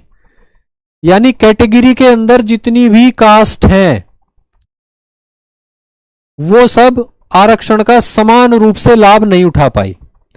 तो इसका एक सॉल्यूशन ये माना जाता है कि उस कैटेगरी का सब कैटेगराइजेशन कर दीजिए और भिन्न भिन्न कास्ट को जो है अपना फिक्स डेडिकेटेड आरक्षण जो है दे दिया जाए, ताकि लाभ जो है वो समान रूप से वितरित हो जाए, इक्वल डिस्ट्रीब्यूशन हो जाए उस कैटेगरी के अंदर उतने रिजर्वेशन का जितना रिजर्वेशन उस कैटेगरी को दिया जा रहा है। तो इसको बोलते हैं सब कैटेगराइजेशन, कैटेगरी के अंदर कैटेगरीज, ताकि आरक्षण का लाभ सभी तक पहुंचे। तो भारत के 11 राज्यों में ओबीसी आरक्षण की श्रेणी में उप श्रेणीकरण लागू है। अब यहां पे प्रश्न ये उठता है कि क्या केंद्र के स्तर पर भी ओबीसी आरक्षण श्रेणी का उप श्रेणीकरण लागू किया जाए, क्योंकि केंद्र के स्तर पर ओबीसी आरक्षण में सब कैटेगराइजेशन लागू नहीं है। ऐसे में यह प्रश्न है काफी महत्वपूर्ण कि क्या केंद्र के स्तर पर भी ओबीसी आरक्षण श्रेणी का उप श्रेणीकरण सब कैटेगराइजेशन किया जाए। ठीक है बच्चों, अब फिर से यहां एक इसी प्रश्न में से एक और संवैधानिक प्रश्न निकलता है, वो देख लेते हैं। वो ये है कि क्या एससीज और एसटीज में भी उप श्रेणीकरण किया जाए, आरक्षण का लाभ कैटेगरी के अंदर सबको मिले समान रूप से। इस उद्देश्य से अगर ओबीसी कैटेगरी का सब कैटेगराइजेशन जायज है, जस्टिफाइड है, तो उसी आधार पर फिर एससीज और एसटीज के आरक्षण में भी तो सब कैटेगराइजेशन या उप श्रेणीकरण किया जाना चाहिए। यह फिर एक प्रश्न है, संवैधानिक महत्व का प्रश्न। ठीक है बच्चों, और जहां तक बात है ओबीसी आरक्षण श्रेणी के उप श्रेणीकरण की, तो उस पर एक आयोग जो है वो विचार करके अपनी रिपोर्ट दे चुका है, जी रोहिणी आयोग। जी रोहिणी आयोग, जी रोहिणी आयोग, इसका नाम आपने सुना होगा। जी रोहिणी आयोग जो 2017 में स्थापित किया था सरकार ने, और उसने 2023 में अपनी रिपोर्ट जो है भारत की राष्ट्रपति को सौंप दी। और ये जो आयोग का गठन किया गया था, ये किया गया था आर्टिकल 340 के अंतर्गत। आर्टिकल 340 के अंतर्गत भारत के संविधान के आर्टिकल 340 के अंतर्गत भारत सरकार ने वर्ष 2017 में जी रोहिणी आयोग का गठन किया था, जिसने 2023 में अपनी रिपोर्ट भारत की राष्ट्रपति को सौंप दी। हालांकि उस रिपोर्ट को अभी तक सार्वजनिक नहीं किया गया है। उस रिपोर्ट को अभी तक सार्वजनिक नहीं किया गया है। ठीक है बच्चों, तो ये एक और काफी महत्वपूर्ण प्रश्न है आरक्षण से संबंधित, जिस पर जो है डिस्कशन डिबेट चल रहा है। एक और प्रश्न है वो देख लेते हैं। वो है कि सामाजिक न्याय सोशल जस्टिस के लिए जाति जनगणना यानी कि कास्ट सेंसस कितनी महत्वपूर्ण है। कास्ट सेंसस की चर्चा हो रही है चुनाव में, काफी आप सुन रहे होंगे। तो एक और काफी महत्व का प्रश्न हमारे लिए, इंडियन पॉलिटी के लिए, इंडियन कॉन्स्टिट्यूशन के लिए, सोशल जस्टिस की पॉलिटिक्स के लिए है, लोक कल्याणकारी राज्य के संदर्भ में, कि सामाजिक न्याय के लिए जाति जनगणना यानी कास्ट सेंसस कितना महत्वपूर्ण है। ठीक है बच्चों, तो ये सभी जो प्रश्न हैं जो हमने अभी देखे, सुने, समझे, इन सबको अपने माइंड में रखना है। और इन सब से संबंधित जो भी वैधानिक कोई डेवलपमेंट हो, legal development, constitutional development, court की तरफ से कुछ कहा जाए, किसी आयोग की रिपोर्ट आए, तो इन सब बातों को आपको नोटिस करते हुए चलना है, पढ़ते हुए चलना है, क्योंकि ये आपके लिए परीक्षा के लिए काफी महत्वपूर्ण है, इंटरव्यू के लिए, एसए के लिए काफी महत्वपूर्ण है। ठीक है बच्चों, तो आज हमने भारत एक लोक कल्याणकारी राज्य है, ये बात हमने समझी। India is a welfare state, और इंडिया कितने बड़े पैमाने पर वेलफेयर पॉलिसीज इंप्लीमेंट करता है ये तो आप महसूस भी करते होंगे। मतलब जहां भी आप रहते हैं कई तरह की सुविधाओं का उपभोग हम भी करते हैं, आप भी करते हो। तो ये तो एक रियलिटी है कि इंडिया एक वेलफेयर स्टेट है, और वो वेलफेयर स्टेट ही बना रहे और ज्यादा प्रभावशाली भूमिका निभाता रहे, सभी को रोजगार उपलब्ध कराए। आजीविका के साधन उपलब्ध कराने से भी बेहतर है कि वो रोजगार उपलब्ध कराए। ठीक है बच्चों, तो उम्मीद है आप पूरी तरह से समझ चुके होंगे। जिन 11 राज्यों में ओबीसी कैटेगरी में सब कैटेगराइजेशन लागू है, उनमें बिहार शामिल है, पश्चिम बंगाल भी है, और भी कई राज्य हैं। ठीक है बच्चों, आज की क्लास में बस इतना ही। उम्मीद है लोक कल्याणकारी राज्य का कॉन्सेप्ट आप काफी अच्छे से समझे होंगे। जो स्लाइड्स हमने यूज की, स्लाइड्स पर जो हमने लिखा, वो सब आपको पीडीएफ के फॉर्मेट में मिल जाएगा। आप वहां से डाउनलोड कर लीजिएगा और उनको जो है प्रिंट आउट निकाल के अपनी फाइल में लगाइएगा। ठीक है बच्चों, कल हम पढ़ेंगे एम लक्ष्मीकांत बुक का पहला चैप्टर, हिस्टोरिकल डेवलपमेंट्स। भारत के संविधान का विकास कैसे हुआ ब्रिटिश काल के दौरान, उसको शुरू से स्टार्ट करेंगे बिल्कुल। और जो भी चार्टर एक्ट वगैरह लाए गए उनको एक एक करके उनके प्रावधानों को हम डिस्कस करते हुए आगे बढ़ेंगे। ठीक है बच्चों, आप जो है पहला चैप्टर पढ़ के आ सकते हो एम लक्ष्मीकांत बुक का। ठीक है बच्चों, इसी के साथ आज की क्लास समाप्त करते हैं, कल मिलते हैं। गुड नाइट, गुड बाय, नमस्कार।